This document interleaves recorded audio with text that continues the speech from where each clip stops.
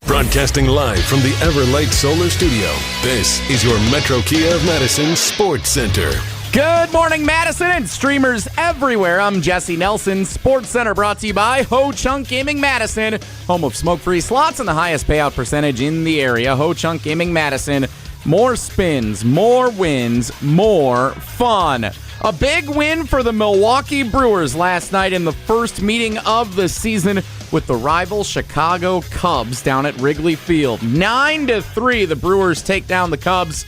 7 runs scored for the Crew between the 4th and 5th innings to help open up a lead in the victory. Home runs last night for Christian Yelich and Jake Bauers as part of the offensive onslaught for the Crew. The two teams back at it tonight. 6:40 first pitch. Tonight's game available on over-the-air television, including your regular Brewers TV network. You can also watch along tonight's game with members of our ESPN Madison team. A second screen experience available for you on the ESPN Madison YouTube channel. Football, the latest on the Green Bay Packers as the offseason continues. Is there still a free agent available that would be a best fit for the Packers in 2026? Matt Bowen, NFL analyst, answers that at ESPN.com. Metro Kia of Madison, Madison's trusted Kia dealer. Stop into Metro Kia on the east side of Madison or metrokiaofmadison.com.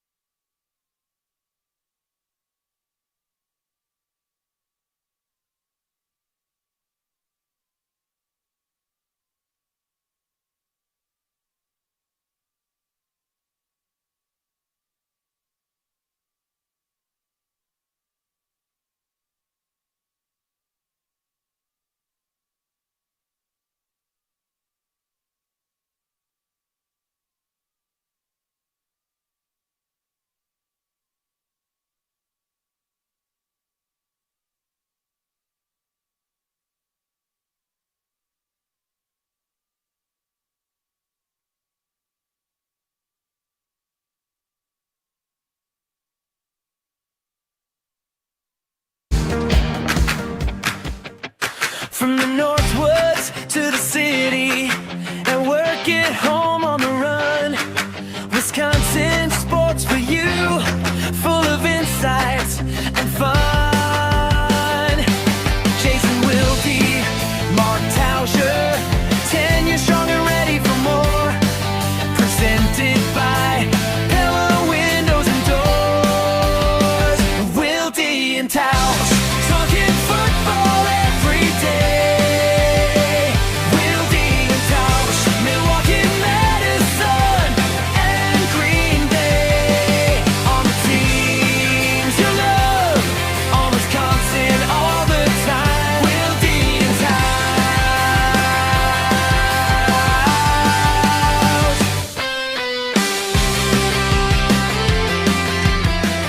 It is the Tuesday edition. I don't remember us reaching an accord on this song. Did I miss that yesterday? I'll give Jesse credit. That's gotten more banger-ish as I've sat here. It's more banger-ish than it was. Does that mean you're coming around on it? Yeah. He liked it to begin with. But in fairness... he didn't. Anytime Check the tape. He liked it yesterday. I did like it. I didn't think it was great, but I thought it was all right. I am a music guy. If you play Are you something in a bus? Yeah, I'm driving a bus. I'm in Chase. What's that movie with Keanu Speed. Reeves? Not to be confused with Chase. No. Yeah, I got to keep it at 50 miles an hour. Now Tausch is driving the bus. You kept making all the stops? Or it implodes. So I don't know how that's all going to go. But I thought, as I listened to it more, I can get hooked easy. It's one of my qualities that probably isn't one of my strengths. So. Edition of Wilde and Tausch on 94.5 ESPN. I thought we were on the same page on this. Check the tape indeed. This is revisionist history here. I'm starting to like it more. I don't know what, like yesterday I thought it was okay. I'm liking it more, and I think as I hear it every day, until we change it, yeah, I'm all right with it. It's better than not playing anything. That's wow. Try not to go overboard in your praise for the AI-generated song. It's better than not playing anything. I'm Jason Wilde in Green Bay. Jesse Nelson is in the Everlight Solar ESPN Madison studios. And I don't know where Tausch is. He does. He looks like he's on a bus. Yeah, I might be. The big windows on the side. A fun bus.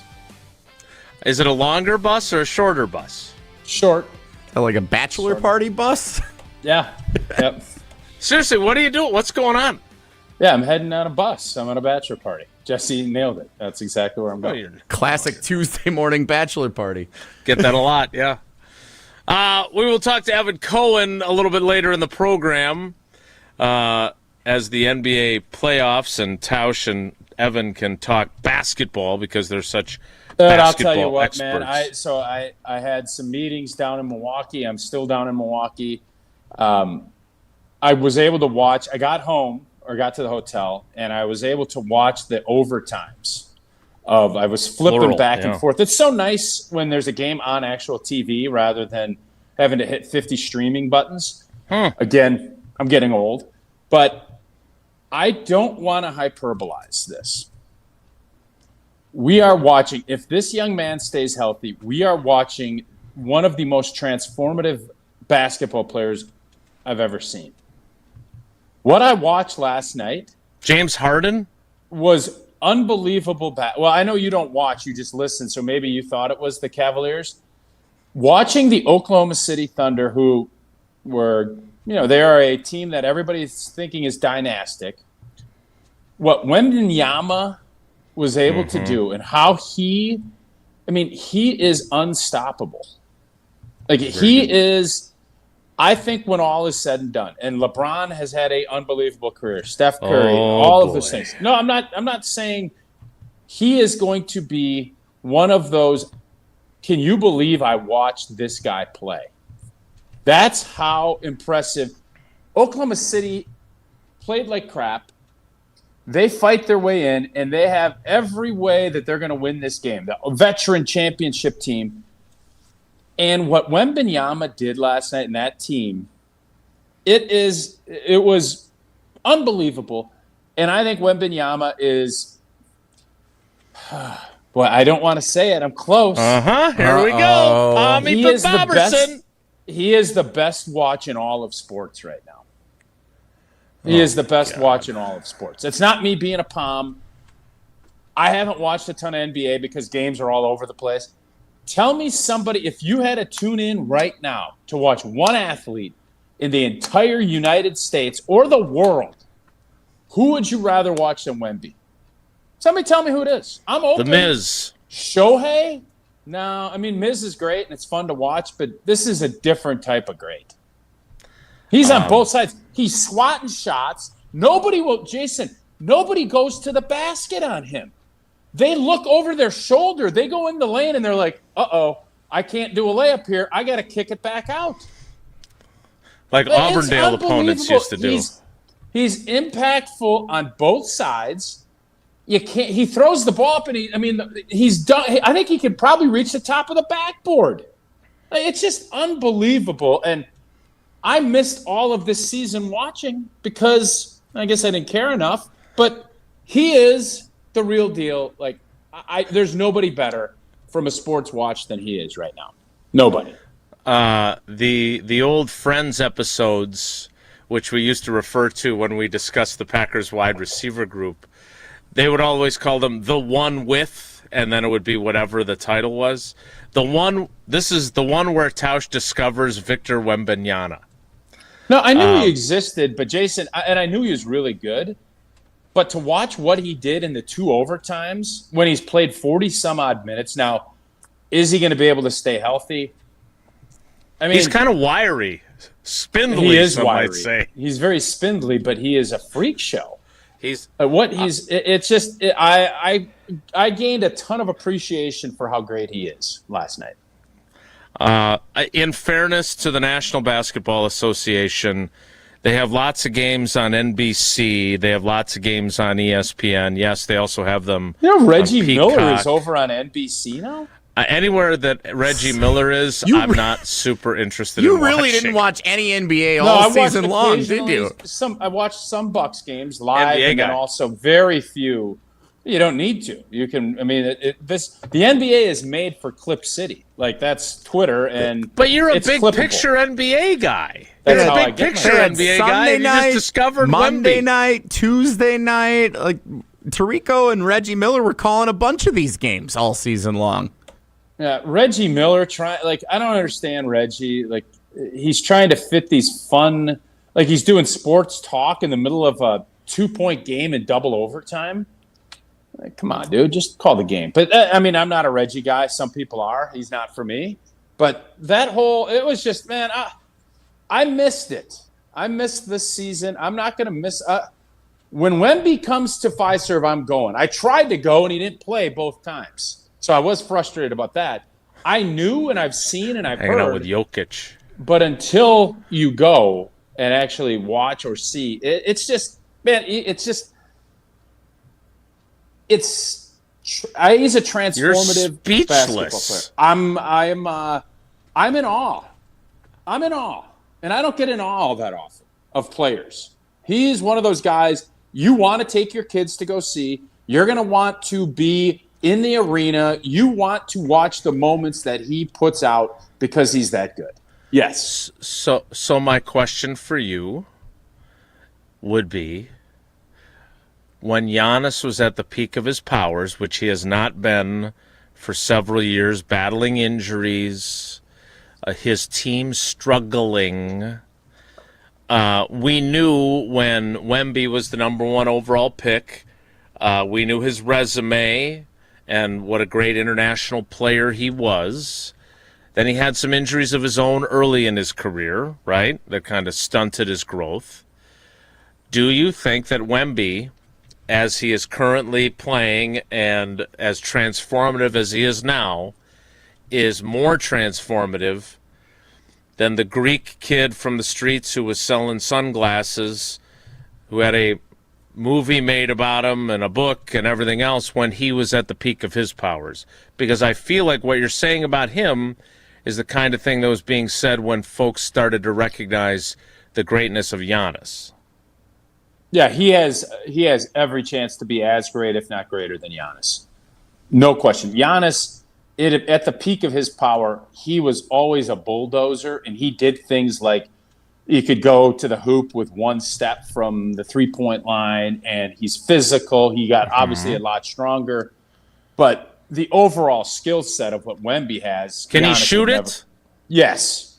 Which is one thing that Giannis can't. Giannis obviously has got good handles as well, but I think Wemby's probably even got better handles. The physicality part of it's the big difference. That's where Giannis would take him to the cleaner. But he's so long and just skilled. Wemby has a chance to be one of the all-time greats. That's what I learned last night. And you learned it while you were riding on a bus. So you can discuss this further with Evan Cohen when he joins us. He also had another take that I was very intrigued by because I've been asked about it on multiple other shows across ESPN Wisconsin. We'll get to that coming up. I can only presume, and I know you're not actually on a bus, but I can only presume those beautiful windows that you're sitting by are Pella windows and doors of Wisconsin, because they look amazing. I would certainly think so. I would certainly hope so. And if you've been putting off replacing your windows and doors, now is the time, because Pella of Wisconsin's offering zero interest financing. They have a bunch of different options for you. In Wisconsin, your home, it takes a beating year-round. The right windows and doors can improve comfort, boost energy efficiency, and it will upgrade your home's look. Pella's experts will help you find the perfect fit for your home within your budget, all with zero interest financing options. You can upgrade now and pay over time without paying a dime in interest. Don't wait. Visit PellaWI.com today to learn more. More with Tausch on location. Stick around. This is Wilde and Tausch, presented by Pella Windows and Doors of Wisconsin. Call Gina Della from Pella today, 855-PELLA-WI, and online at PellaWI.com/radio. Mark Tauscher here for Chalmers Jewelers. I've been a big fan of Scott, Garrett, and the whole team at Chalmers Jewelers for years now. I go there, my friends go there, and most importantly, my wife loves it whenever I get her something from Chalmers Jewelers. It's my go-to spot for birthdays, anniversaries, and any special occasion. For quality jewelry and a great experience, choose Chalmers Jewelers, the place to go for that perfect gift. Stop at Chalmers Jewelers in Middleton and Madison. Chalmers Jewelers in Middleton and Madison. The area's best high school sports coverage is Zimbrick Honda's presentation of Prep Mania. With baseball games streaming live on YouTube and Prep Mania Weekly with insights from the Dean Dennis Semrau, find the biggest games and the most compelling stories of the spring high school sports season on ESPN Madison. Plus, follow our social media platforms to find teams and athletes in your community featured each week. Zimbrick Honda's Prep Mania on 100.5 ESPN and streaming live on the ESPN Madison YouTube channel. Dealing with storm damage? That's never fun. That's why homeowners are turning to Everlight Solar for roofing and exterior repairs done right. They handle the entire process, from insurance claims to fixing your roof with one trusted team. Less stress, faster solutions, and a home that stays protected from the elements. If your roof took a hit, Everlight's got you covered. Visit everlightroofing.com to get started today. That's everlightroofing.com. Everlight, a proud partner of Wisconsin Athletics. To those who've ever dreamt of their perfect event, those dreams are worthy and they are possible. Hi, it's Jeffrey from Celebrations Entertainment. With hard work, passion, and great music, we will make your event dreams a reality. Every event is a labor of love, with one-on-one planning, customization, and flawless execution. Bringing your event to life is what we do. For a fun, memorable event, visit celebrationsentertainment.com. That's celebrationsentertainment.com. All day, every day, the Carbless Talk and Text line is open for you. 844-770-3776. The Carbless Talk and Text line. This is more. Discover the all-new TPC Wisconsin, Madison's premier destination for families, women, and golfers of all levels. Fresh off a stunning $30 million transformation, TPC Wisconsin offers more than championship golf. Enjoy a welcoming community with tennis, pickleball, a world-class golf academy, swimming, fitness, and family-friendly activities all year long. Experience the newest TPC golf club in the world right here in Madison. Visit tpcwisconsin.com to explore memberships and schedule your tour today. I love being an orthopedic surgeon because I can help people improve their lives. My name is Ashish Raval. I'm an orthopedic surgeon at Stoughton Hospital and the Ortho Team Clinic. My specialty is sports medicine, focusing specifically on the care of the shoulder, hip, and knee.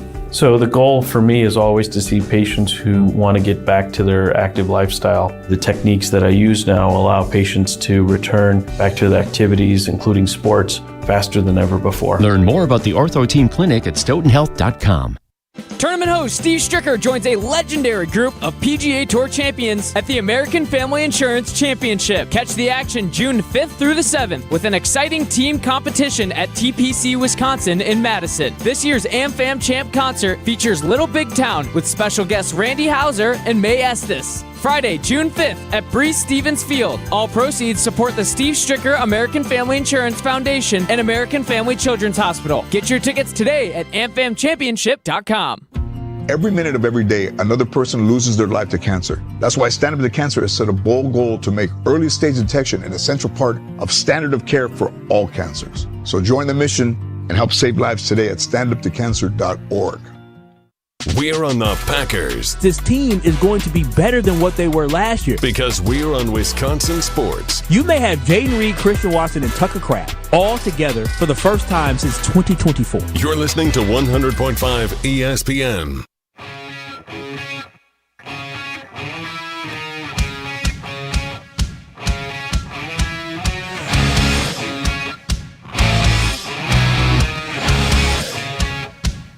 Evan Cohen going to join us momentarily, or actually coming up in the next segment, and we will discuss the greatness of Wemby, but we'll also discuss this. So this has been played for me on several different platforms across ESPN Wisconsin.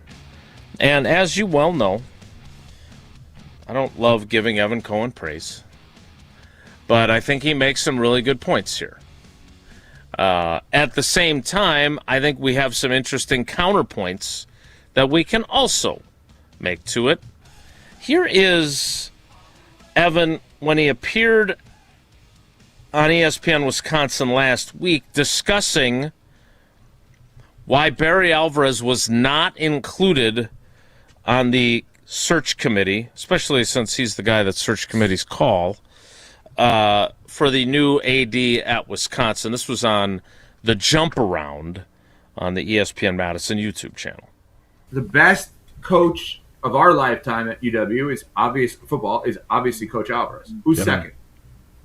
If you're going all sports, Mark Johnson. But otherwise, football-wise, Brett Bielema. Football. Brett Bielema. And forever. Yep. Who's second best coach? Brett Bielema. Yep. Okay. Who hired him? Who mentored him? Yep, Barry. Paul Chris. People wanted to run him out of town. The guy that everybody wanted to be the head coach at the time, Jim Leonard, who brought him in as a player. Yep. Guys, you asked the question. Yep. That's fair. Why would Barry Alvarez involved? Because if you care about football first, football's never been good without Barry Alvarez. He's not wrong. He's very much right. Tausch, you look perplexed. No, I'm not perplexed. Like, what's your question? Like, why did you find that interesting? I found it interesting. Now, I discussed this with Jim, Matt, and Molly on their program because obviously Jim was on the Jump Around when Evan said this, and they asked me, why do you think they wouldn't want Barry to be involved in the search process? And I said, everything that Evan said there, I agree with. Football, as we know it at the University of Wisconsin, has never had success without Barry Alvarez's fingerprints on it. Whether it's as the head coach, whether it's as the athletic director of which ones he hired. Now, obviously, there were also times where they didn't have success, right? He hired Gary Anderson, and he would admit that that was like Ron Wolf's decision to hire Ray Rhodes. He missed on that one, and he quickly corrected it just like Ron did.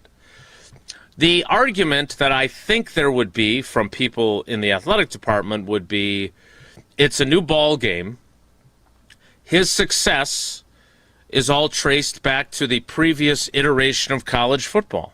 And one of the reasons, whether you agree with it or not, I did not, but one of the reasons they moved on from Paul Chryst was because he had very little to no interest in adapting to this new world of the transfer portal and NIL.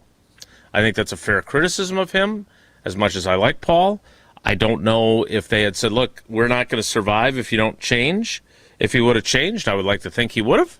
But I understand at the same time as Evan is right about everything he says there, why there would be the mentality of, oh, this is a new time with a new view of this sport, and we believe, whether they're right or wrong, that Barry Alvarez's view would be antiquated.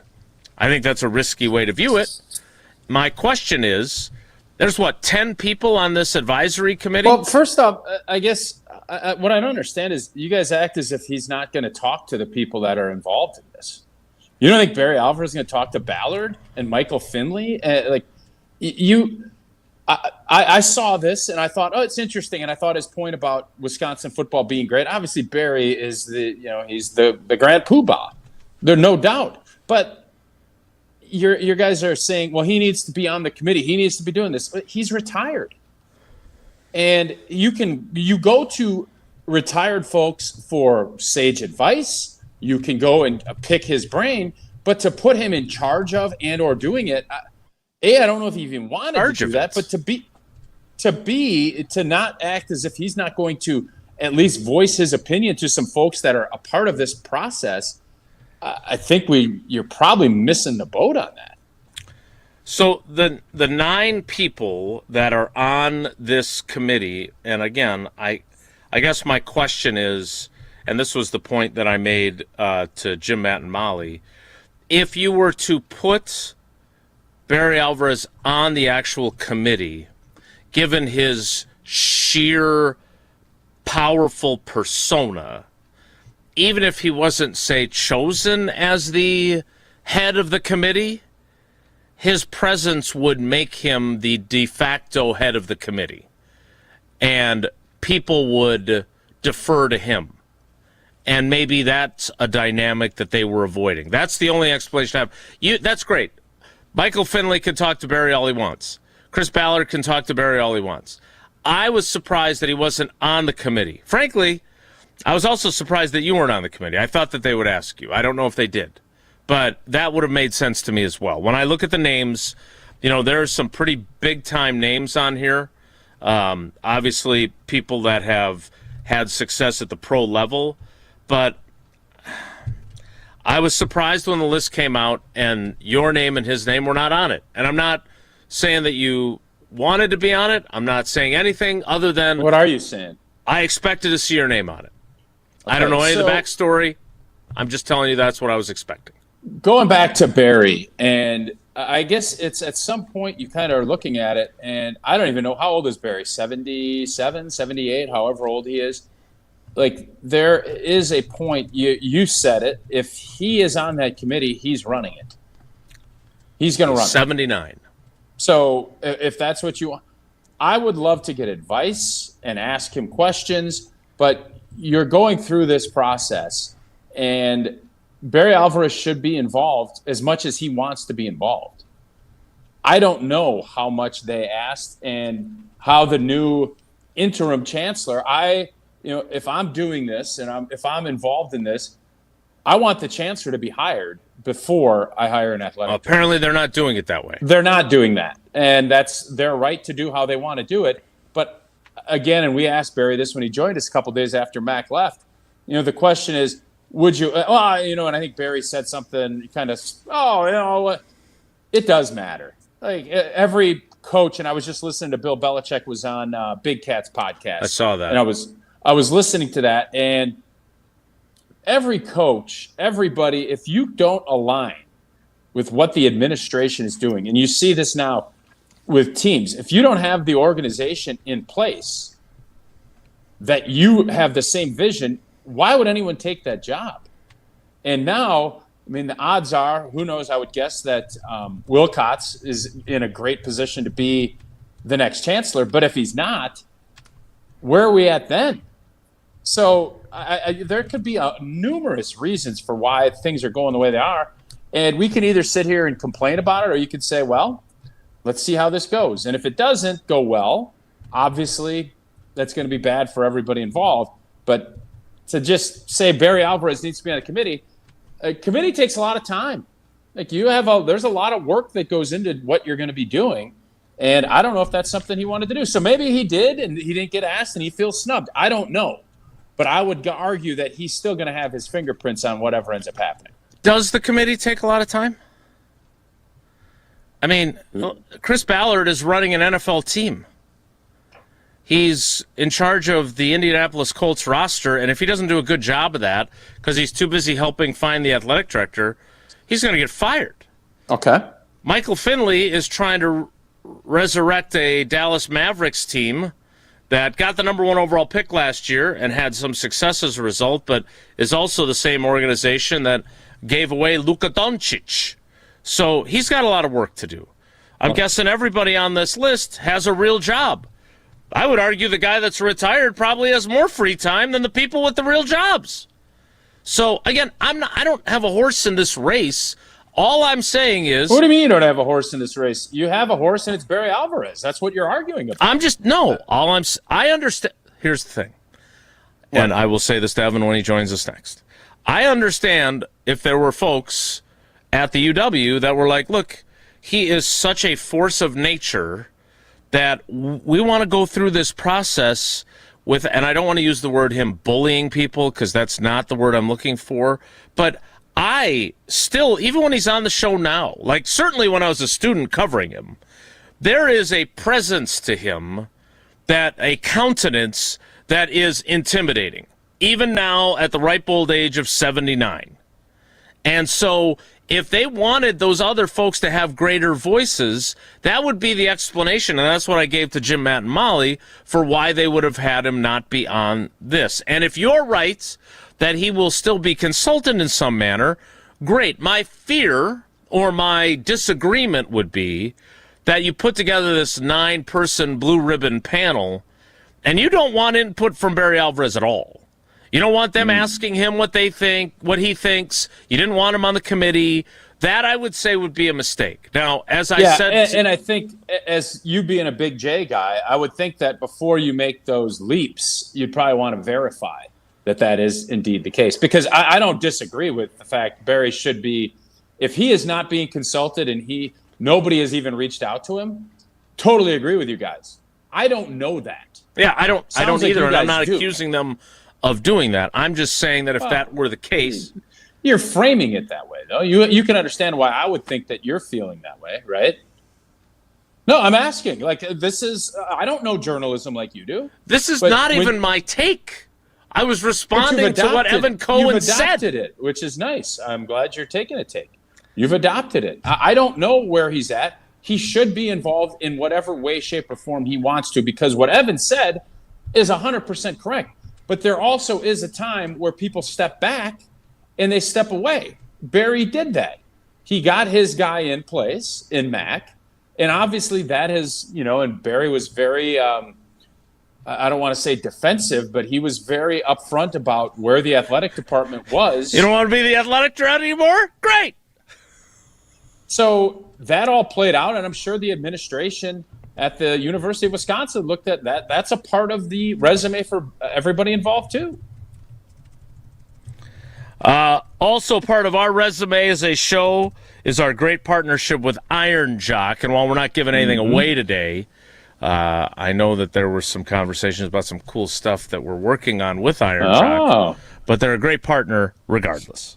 I can't wait to hear what those things are. And I've worn just about every kind of workout gear there is, and nothing compares to Iron Jock. Their performance apparel is built to fight sweat, odor, and bacteria, keeping you feeling fresh no matter how hard you work. From the gym to the pickleball court, Iron Jock keeps you dry, comfortable, and confident. Their silver ion technology is woven into every thread, hunting down and killing 99.9% of odor-causing bacteria. Iron Jock helps you look good, smell good, and keep showing up. Shop now at ironjock.com. That's ironjock.com.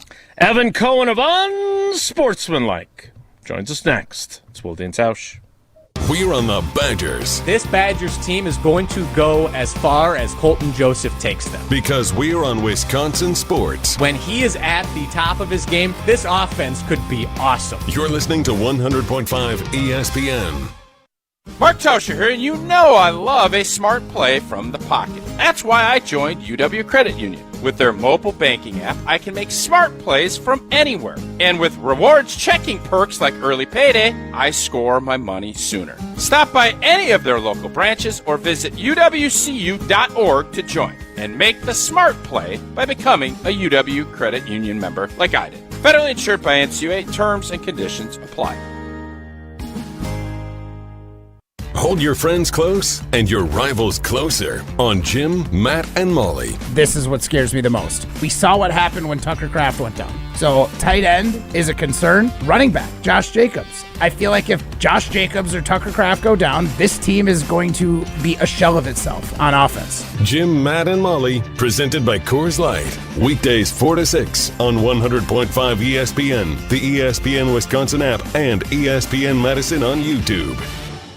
Looking to take your baseball game to the next level? If you're a top player in your league, the GRB Rays are ready for you. They're Wisconsin's leader in player development and advancement, with over 425 college commitments, 27 draft picks, and 4 big leaguers, including the National League Rookie of the Year. Train in one of the Midwest elite facilities and elevate your game. GRB Rays tryouts are here, but spots are filling up quickly. Sign up now at grbrays.com. That's grbrays.com. Wisconsin weather doesn't ease into spring. It keeps you guessing. That's why your windows and doors need to handle everything. At Pella Windows and Doors of Wisconsin, we build for year-round comfort. Get the look you want for the home you love with 0% financing options available. So you can upgrade now and pay over time. Plus, enjoy a free in-home consultation, expert installation, and a 10-year limited warranty. Schedule today at PellaWI.com. Certain restrictions apply. It's 5/31/2026. Ben Brust here for the Princeton Club. If you're looking for your better tomorrow, you know where to go. It's the Princeton Club. If you're looking to grow, it's also the Princeton Club, because they will cheer for you in all areas of your life. The best way to do that is to start a foundation of having a healthy body, and your growth will start from there. With the cleanest health clubs in Wisconsin, they provide everything for you to reach your goals.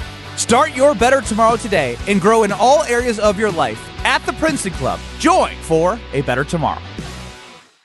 Condon Jewelers, the jeweler on the east side, the jeweler on your side. When you see Diamond Jim, you can count on him to be on your side. Selection beyond compare with on-site repair, so you can wear your jewelry with pride. Condon Jewelers, the jeweler on the east side, the jeweler on your side. Looking to buy your next home or ready to sell and move on to bigger and better things? What's up, Madison? It's Stacy from Bruner Realty. Spring into action this season and let's get housed. Nobody knows what the future holds. The longer you wait to find your next home, the better chance you'll be paying more for it than you would be today. Don't miss out on what could be the best opportunity to find your dream home. Contact our team at BrunerRealtyInc.com to get started. That's BrunerRealtyInc.com. Let's get housed. Imagine the peace of mind knowing your home or business is safe 24/7. I'm Jeffrey Beckman, president of J&K Security Solutions, and we provide security you can trust. Serving Madison and southern Wisconsin, J&K Security Solutions offers state-of-the-art home and business security systems tailored to your needs. From video surveillance to home and business automation, to find out how J&K Security can help secure what matters most in your life, visit jksecurity.com. Evan Cohen on Wilde and Tausch is brought to you by Horicon Bank, serving their clients with faster decisions, smarter financing, and bankers who get your business. Horicon Bank, doing good for 130 years.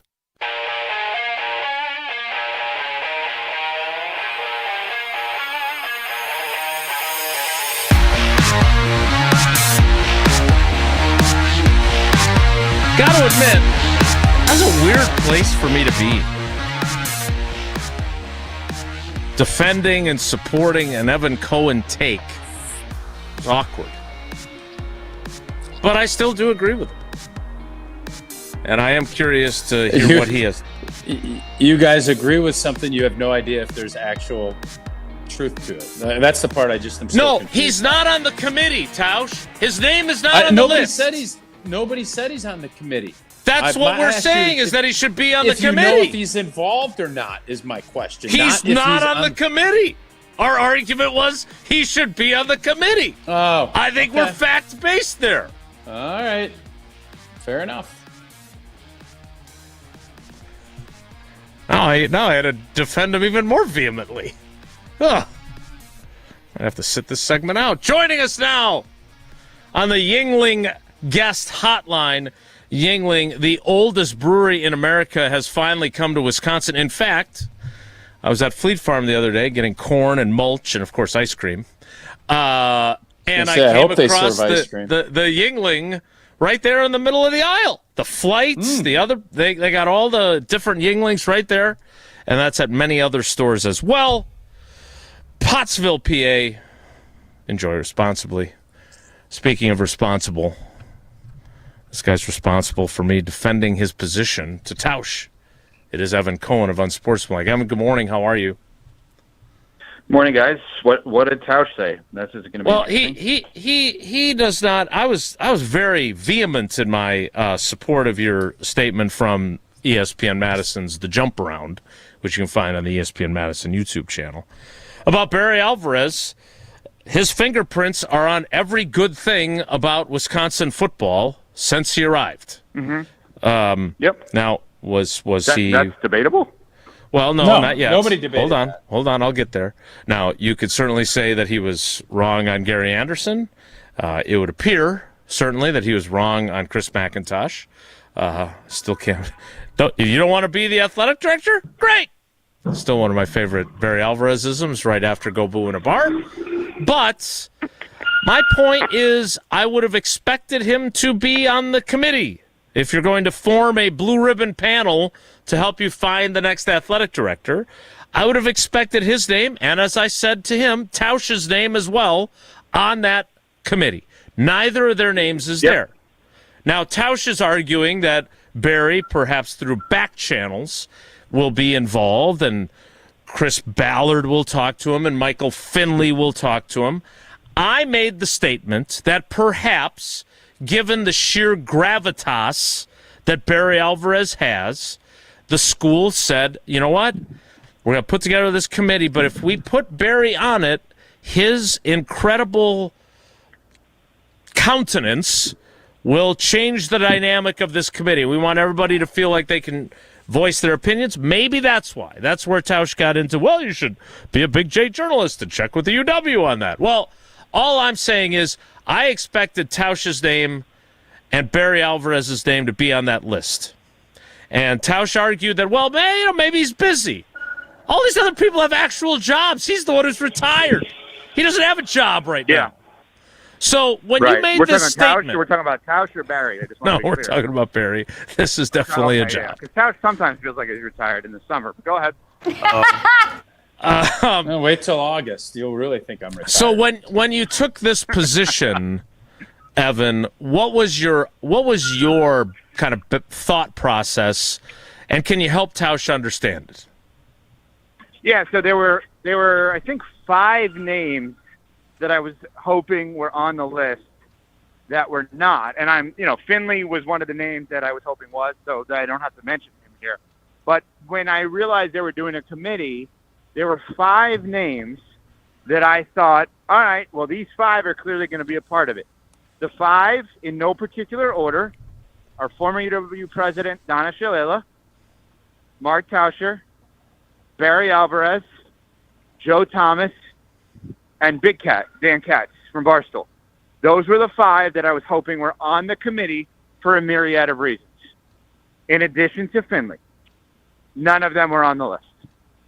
Now, to be fair, I do not know about most of the people's backgrounds and their professional accomplishments, which obviously are amazing, on that list, outside of course, Chris Ballard and Michael Finley, the ones that I know the most about.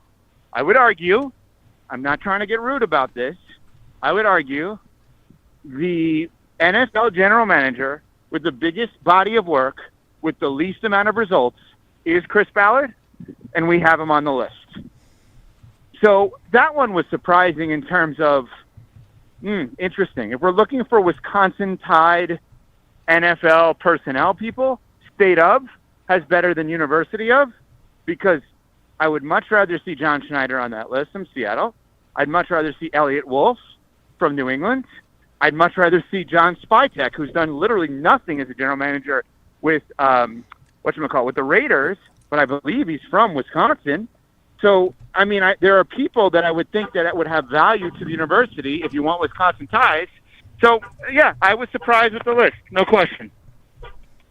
All right, so why do you think why is Barry not on there, in your opinion?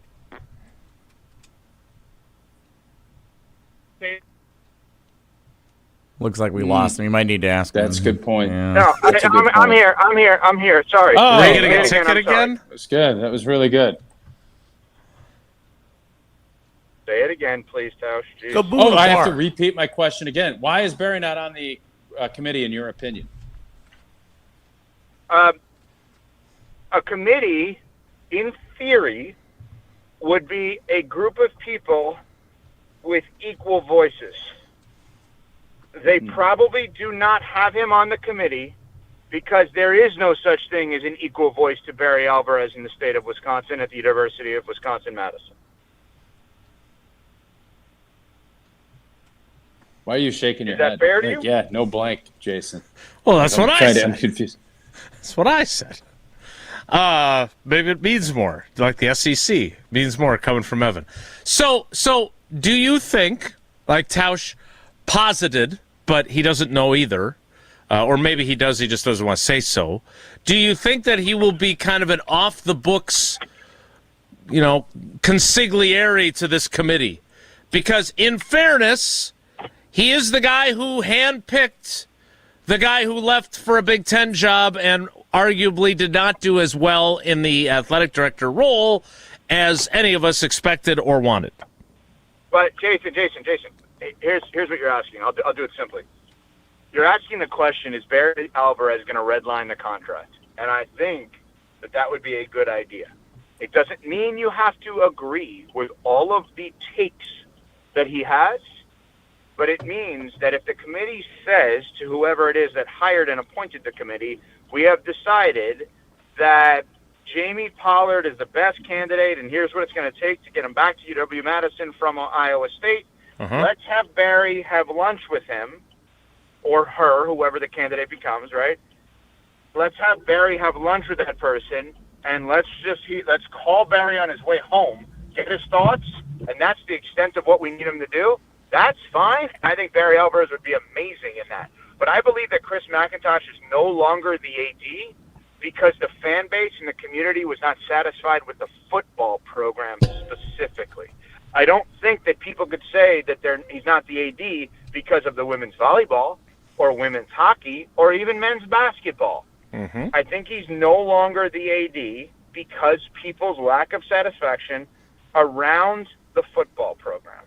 So, as a result, we're looking for a new AD.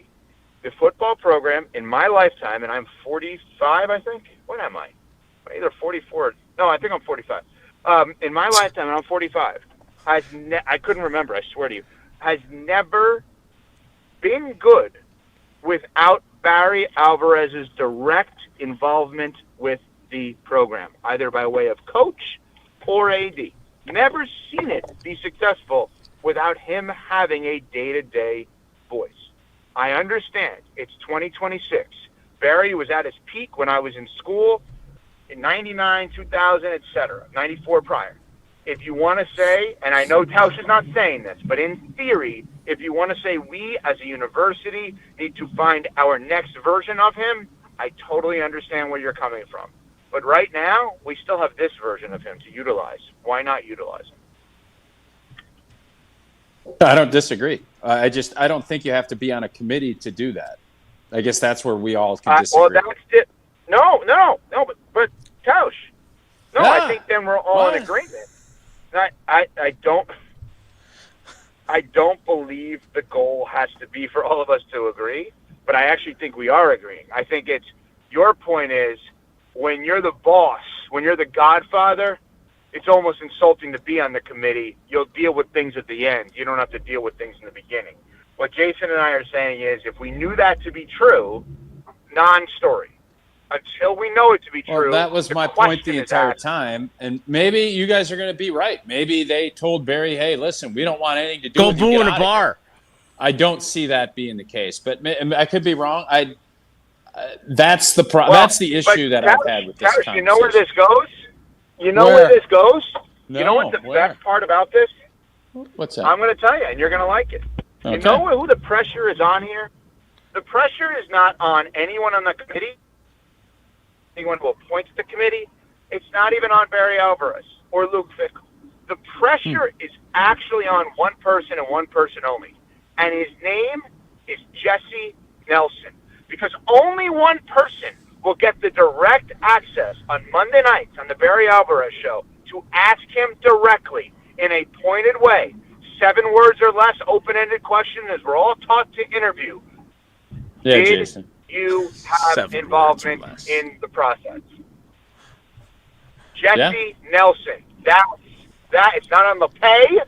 It's not on Tausch. It's on Jesse. We are all going to find out Barry's involvement from one man and one man only. Yeah, Jesse. Tarek Sullivan. I can't wait. Jared Engler and Ben Brust. Why aren't you on the committee? And then you can follow up. Then stop, Jason. Jason, beautiful. Let's do this on the air. No need for the earring when you're interviewing him as a freshman. That's Thank you very much. Right there. Why are you not on the committee? That's it. All right, well, we will find out. We'll find out probably September? Are you going to do a show before the Notre Dame game, Jesse? Or is mid to late August is typically when the show returns. We'll find out in August. Evan, I said, and I watched your interview with Wendy this morning, I have not watched a ton of basketball this year. It's been a lot of clips for me. Wemby is transformational. Wemby is one of those rare athletes everybody needs to Just put down what they're doing, watch, because you ain't going to see anything like him. And last night was another great reminder of that. Is there anyone in sports that is more magnetic and transformative right now than Wemby? No. Are there people that are, I don't want to say equal to, are there other people that you would say are must-watch? Absolutely. I still find Steph Curry to be must-watch, for me, personally. Okay. I'm not going to sit here and say I watch a lot of Dodgers baseball.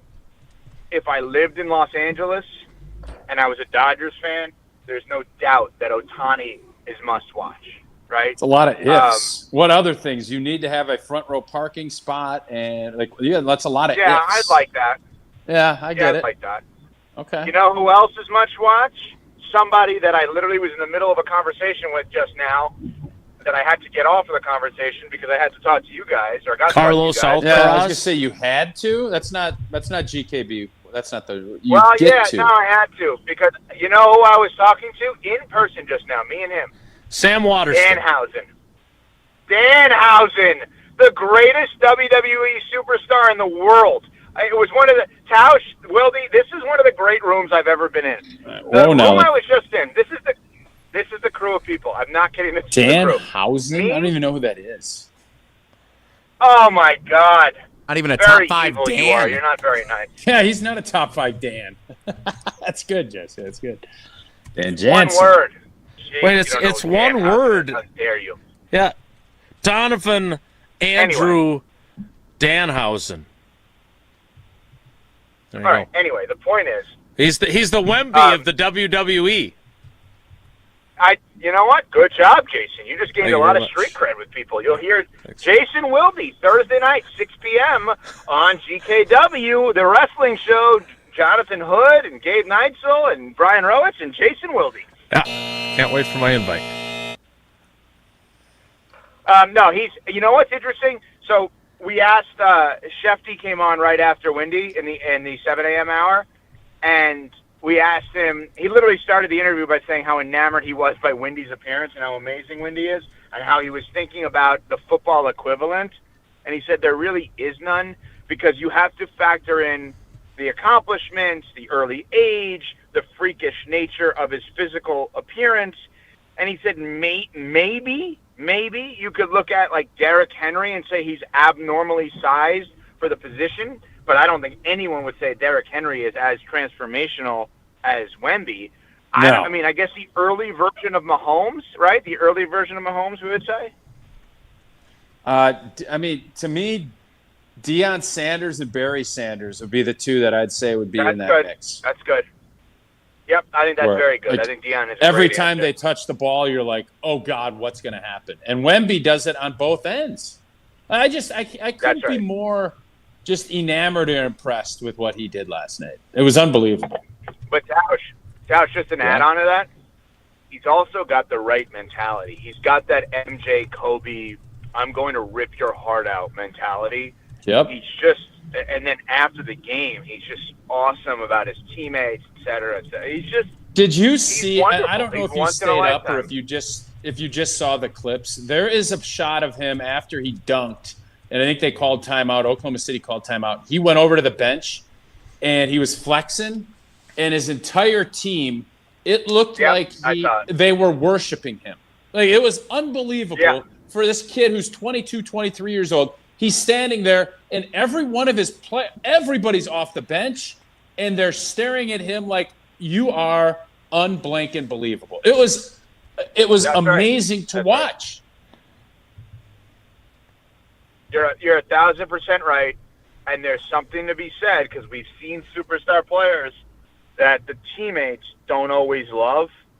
You know, that maybe it's a turnoff for some of the teammates for whatever reason because we don't know what goes on behind the scenes, right? But in this case, it's the complete opposite. Yeah, it was amazing. Evko, before we let you go. Tausch, I had a question for you though, if I may. Okay, go ahead. Did you ever go and get ice cream with Aaron Rodgers? Yeah, we've gotten ice cream. You went to like a local ice cream place? Because I thought one of the most interesting things about Rogers making it official over the weekend was that it literally started, and I'm sure, Jason, you could probably tell a million stories about like how you would get a tip on things, but it literally was like, oh, there's a viral picture of Aaron Rodgers in Pittsburgh with his teammates, not at the facility, not at a bar, not at a restaurant, not at a club, not at a Pirates game, but at an ice cream shop, which is fascinating on so many levels to me. So you have gone to ice cream with Aaron Rodgers. Yeah, we've had ice cream together. Yep, cupcakes, ice cream, for sure. I thought he was lactose. Can you eat ice cream if you're lactose intolerant? Can you do that? Dairy-free. You can get the dairy-free kind. My daughter does that's that. fair, because I remember when he came up 10 years ago in August and did the show with us, he made a big deal about not eating dairy anymore. And that was how Wisconsin fans got a little irritated with him. But I'm glad he's back wolfing down ice cream, even if it's vegan or whatever else stuff you put in that. Why is that so intriguing to you? Thing. Why is that so interesting to you? Because I feel like you get to a certain age in life where, like, do you go with your friends to ice cream non-coupled? Yes. Who doesn't want to ever have ice cream? I'm not saying I don't. I can't remember the last time. Huh. Okay. Well, next time you're in Madison, to get ice cream. Next time you're in Madison, that's what we need to go over to Babcock Hall and go get us a little ice cream. I think that could be something. That could be fun. I like it. Speaking of dairy, I got a bone to pick with you. Uh-oh. Last week you were talking about the schedule release, and it was Kirk Cousins and Mendoza, and you said, is there ever been more of a milk-drinking quarterback room? Like it was a bad thing. I never said that. Yes, you did. Yes, you did. Wrong. I said that. Yes. Really? Because that doesn't seem like me to I say. don't write a lot of stuff down, but I took a note, put it down for our appearance today. That's great. And I thought, Tausch. anybody, you who doesn't drink and you're a health guy, you're going to sit there and belittle these guys for being milk drinkers? No. I didn't like that it. wasn't my I didn't point. like it. You're right. Okay, I understand, and you're right to feel that. You would be the epitome of a journalist milk drinker. Okay. I'm not a journalist. Don't ever call me that again. Okay. I am a talk show host. I'm not a journalist. Okay. I'm someone that is paid. I'm paid to entertain with journalistic standards. But I am that's an insult to Jason Wilde to call me a journalist, who is a journalist. My point is this. What I was saying. My apologies to Jason. Okay. I think there was a better point that you should have pounced on. Okay. Here's why I'm not a journalist, and Jason can appreciate this. I set up this take last week by saying on the air, I think this is one of the dumbest takes I've ever had, but I truly believe it. And they're like, keep going. And I said, I think that Mendoza has a chance to really work out for the Raiders because of the fake Step Brothers schedule release video. And they're like, what?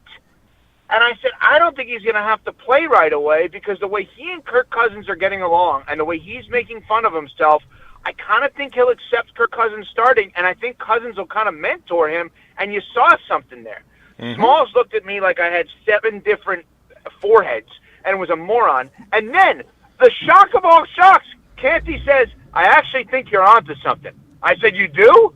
He said, yeah, because we didn't know what kind of mentality this guy was going to have. If he comes in the locker room and makes fun of himself, the players will like him and buy into him more than if he acts like holier than thou, so to speak, which he wasn't saying that he acts that way. But I couldn't believe my terrible take was actually appreciated by Canty. Well, Evan, it wasn't a terrible take. I thought the same thing. And really? You're looking at it's a great take. From his perspective. Kirk Cousins was pissed off last year when they drafted Penix, or 2 years ago. And now you're seeing he understands his role. He's embracing that side of it. Mendoza's embracing his side of it. That video showcases that. It was one of your better takes, and it was almost like you wanted to take away a little of the sting of people thinking it was dumb because it was good. Right. So you out-psychologied yourself. It was a good take. What do you want me to make fun of you for a good take? No, I'm not going to do that. I do, actually. I can't. Okay. Evan, or Canty, I can't. Evan, so that's two good takes. Before you go, I'm getting some feedback in the YouTube comments. I was unfamiliar with Dan House's game. Danhausen. Okay. See, I'm very unfamiliar. Is he related to Doogie Howsen, that really good doctor from the 80s? I'm being told. I'm being told that you could be cursed for not knowing. Is that something? Is that what he does? He puts curses on people. Yeah. Very nice, very evil. You are cursed. That's right. Okay. It was an amazing experience. He's a wonderful guy. And when you were talking to him, did he have the makeup on? All on, 100%. Yep. I'll put out a picture at EVCO Radio at some point here. We finally found someone who wears more makeup than you do on your show. Oh, burn! Wow. That's right. That was the whole setup was for that. No, it wasn't. Snap! I was actually asking about the makeup, but you're the one who told us about how much makeup they put on you. That wasn't even a burn. Oh, yeah, no, I know. They paint your hair, the whole thing. That's all. Just like Dan Housen. Thanks, Evan. Yeah. All right, guys. See ya. Well, he's got to get to L.A. Talk to them about how Wemby is better than an Ohtani or something. Would you ever want to have a professional wrestler on our show? Because they have them on all the time on Unsportsmanlike. Hulk Hogan. He's Andre dead. the Giant. He's dead. Either of those two would be the guys I'd want. Did you say that knowing they're both dead? Was that your thing? I knew Andre the Giant had passed, and I thought Hulk Hogan had passed as well. But those would be the two that. Randy Macho Man Savage. Yeah, he was also good. has passed away. The Ultimate Warrior. He's no longer with us either. So all the ones that we recall from our youth no longer with us. All right, I hopefully am not cursed, as the YouTubers are telling me. You did not know who that was either, though, right? You thought his name was Dan, and his last name was Housen. Correct. I still don't know who he is. That's not my jam.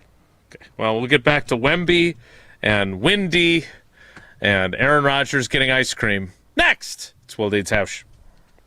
Wilde and Tausch on 100.5 ESPN is brought to you by Everlight Solar. Save money, save the planet. Everlight Solar. Mark Tauscher here for Pizza Hut. And when you look around right now, everything seems to be extra expensive in the world. Except this. Right now, get a large 3-topping pizza for just $10 at Pizza Hut. Try it on Pizza Hut's new hand-tossed crust. Crispy and golden outside, soft and fluffy inside, finished with garlic parm seasoning. Available for delivery or carryout. Order today at pizzahut.com or on the Pizza Hut app. Pizza Hut. Feed good times. And remember, no one out-pizzas the Hut. Rah. Pella Windows and Doors of Wisconsin present your Badger Minute. This Badger Minute brought to you by your Badgerland Chevy dealers, proud supporters of Badger Athletics. Go to BadgerlandChevy.com. With your Badger Minute, I'm Riley Yaup. Evan Cohen of Unsportsmanlike on ESPN Radio joined the jump around Thursday afternoon, and he took umbrage with the fact that Barry Alvarez wasn't included on the search committee for Wisconsin's next athletic director. We have to ask the question, is Wisconsin football successful or is Barry Alvarez successful? If we're saying football is the lifeblood of the university and football is the lifeblood of the sports department, why would Barry Alvarez involved? Because if you care about football first, football's never been good without Barry Alvarez. Wisconsin weather is unpredictable. Your windows shouldn't be. Upgrade with Pella and get 0% interest until 2030. Order by April 30th at PellaWI.com. 1896, Horicon Bank first opened its doors. Wisconsin wasn't even 50 years old. We've maintained our roots over the years and yet expanded. We empower our people to invest in the community. We give them 40 hours of volunteer time. We're doing it with a personal touch, with a desire to say yes to our customers. You shouldn't have to work with a bank that sends their profits to New York City or Toronto. You can keep your money here and it benefits Wisconsin. Horicon Bank, together doing good for 130 years. Member FDIC. Zimbrick Honda has been a proud part of the Madison community since 1973. They're your one-stop shop for over 250 new Hondas to choose from. Whether you're looking for a sedan, SUV, or truck, their selection of new vehicles is second to none. Stop in today at their location on Fish Hatchery Road and lease a 2026 Honda CR-V Hybrid Sport L for as low as $339 per month. Or browse their vehicle selection online at ZimbrickHonda.com. That's ZimbrickHonda.com. Shop local, shop Zimbrick Honda. I'm sure you feel the weather. You deserve better windows and doors. At Siding Unlimited, we install top-of-the-line wood, vinyl, and fiberglass windows with options to fit your style, color, and design choices. Built for energy efficiency, installed by our professional craftsmen at Siding Unlimited. Siding Unlimited, experience, integrity, craftsmanship. Stop by our amazing Madison showroom and visit sidingunlimited.com today. Hey Madison IKEA fans, great news! IKEA is closer than ever now with 2 Madison pickup points at the University Bookstore on State Street and the Beltline. Order your favorite IKEA products online and pick them up as soon as the next day absolutely free for IKEA family members. That's right, no shipping fees or waiting for deliveries, just the IKEA style you love, ready when you are. Start shopping smarter today at IKEA.us or on the IKEA app and choose the University Bookstore, State Street, or Beltline pickup points. Don't forget to sign up for IKEA Family. It's free to join and gives you access to great deals, rewards, and free Madison pickup. Coors Light presents To Chill or Not to Chill. When your friend skips your favorite song on the playlist. End the friendship. Or choose chill because that song lives rent-free in your head anyway. And you planned ahead by bringing Coors Light to the party. And the sound of that ice-cold can cracking open was music to your ears already. Coors Light. Choose chill. Celebrate responsibly. 2024 Coors Brewing Company, Golden, Colorado. Your state, your teams, your ESPN. The ESPN Wisconsin app. Customizable just to you. Find the ESPN Wisconsin app in the Apple or Android app stores today.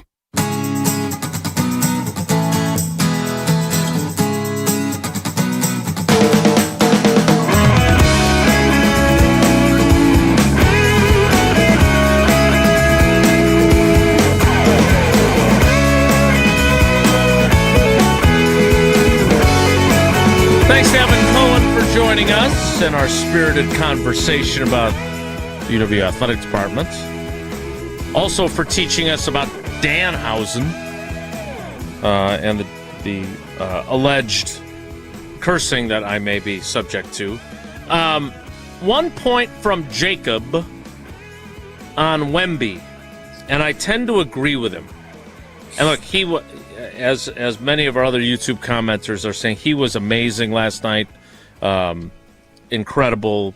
Just all kinds of superlatives.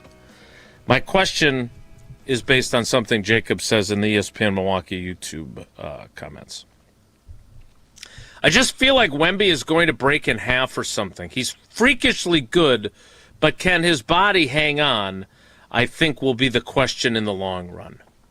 Totally agree with Jacob. Spindly, wiry, phenomenal player. Now, Giannis, if you look at pictures of him upon his arrival in the NBA, some might say he was spindly or wiry. If you look at Christian Watson, he has filled out from what he was as a rookie back in 2022. You obviously have spent a lot of time in the weight room during your life. You are a strong, like bull fellow. Do you see Wemby, when you watch him, being able to, at some point, look more like Giannis physically, or is that unrealistic? I would think that's unrealistic. He obviously is going to get stronger, but Giannis went from spindly to yoked beyond yoked. Right. I don't think that's where Wemby's going to be. I don't know. Just needs to be sturdy. That's definitely the big concern with him is people are going to be physical with him. I mean, they have Caruso, who was like, I don't know, 6'2" or whatever, however tall he is, 6'6", guarding him last night and not getting bully balled. Obviously, he's not tall enough to make a ton of problems, but that's be the big concern. He obviously had the blood clot issues from last year. So that's why I'm just saying enjoy the heck out of this because it's just so unique and different than anything we've seen prior. I'm just going to enjoy it and hope that he does stay healthy for a long time because he is transformational. The Packers announcing some personnel department promotions. We'll talk a little bit about that coming up in the 10 o'clock hour as we shift gears to some Packers-related conversations. There's a lot to get to there. There was also something from yesterday that I wanted to circle back to. But before we can do that, I need to remind you to tune in to Behind the Bucks on the Bucks Plus Audio Network, presented by Gallagher, your trusted insurance broker and HR and benefits consultant. The Bucks versus the World, narrated by Charlie Behrens, right now on the Behind the Bucks podcast. You can find that on bucks.com/plus, the Bucks app, the ESPN Wisconsin app, and wherever you get your podcasts. Behind the Bucks, presented by Gallagher. Wilde and Tausch, the 10 o'clock hour begins in 2 minutes, so stick around. Don't go anywhere. Another hour of Wilde and Tausch, presented by Pella Windows and Doors of Wisconsin, is coming up next on ESPN Wisconsin and the ESPN Wisconsin app.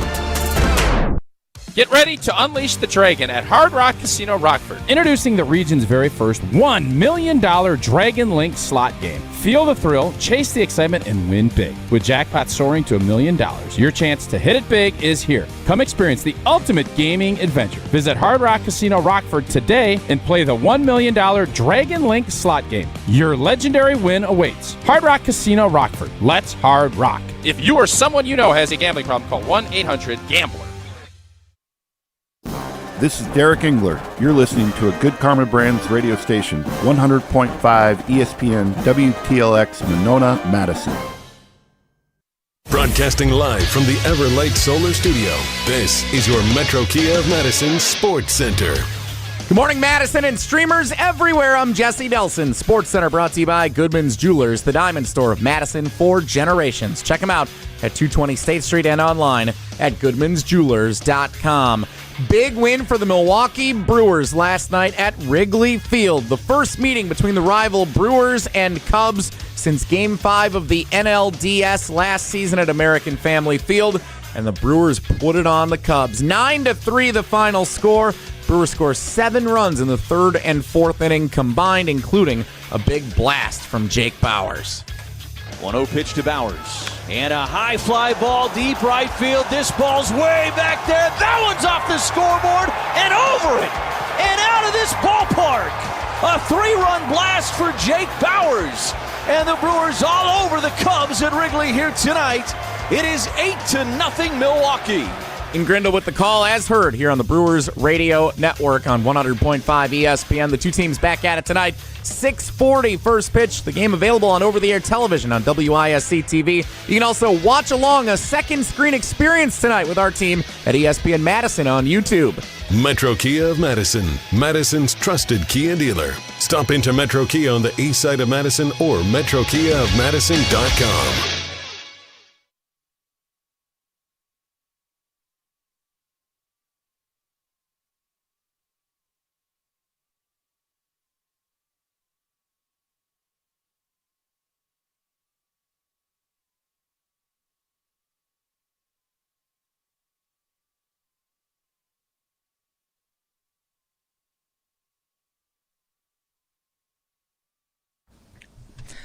The 10 o'clock hour of Wilde and Tausch begins now. Begins with a little bit of news from the Packers personnel department. Essentially, Goody just moved everybody up a rung as they replace John Eric Sullivan, who is the new general manager for the Miami Dolphins. Brian Gutekunst promoting Milt Hendrickson to vice president of player personnel, which had been Sully's title. John Wojciechowski moves up to director of football operations, which had been Milt's title, so on and so forth. You're not super interested as a fan, I'm guessing, in titles. What my question is with this announcement is, how confident are you in this personnel department? Because they obviously promote from within a lot. They all chart back to the Ron Wolf system. which obviously was continued by Ted Thompson and is now maybe it has some tweaks and modernizations, is what Goody follows as well. Where's your confidence level in the Packers personnel department? It's high. I think they've done a pretty good job. I think there's obviously other teams have done things that have gotten their squad over the hump, and Green Bay hasn't. So I can understand why there's people that will look at this and say, all right, we need to be better. And I think Goody would say he needs to be better. But as far as the overall, how this department, the stability that they've had, I think they've built rosters that have been good enough to win championships. And I think there's been seasons that's been the case. I guess I'm just curious as far as if I'm asking you, what is Goody best at? Well, in fairness to Goody, everyone has misses. So has he drafted well? Yes. Has he had some pretty high-profile misses? Also yes. Maybe no one of Justin Harrell's ilk.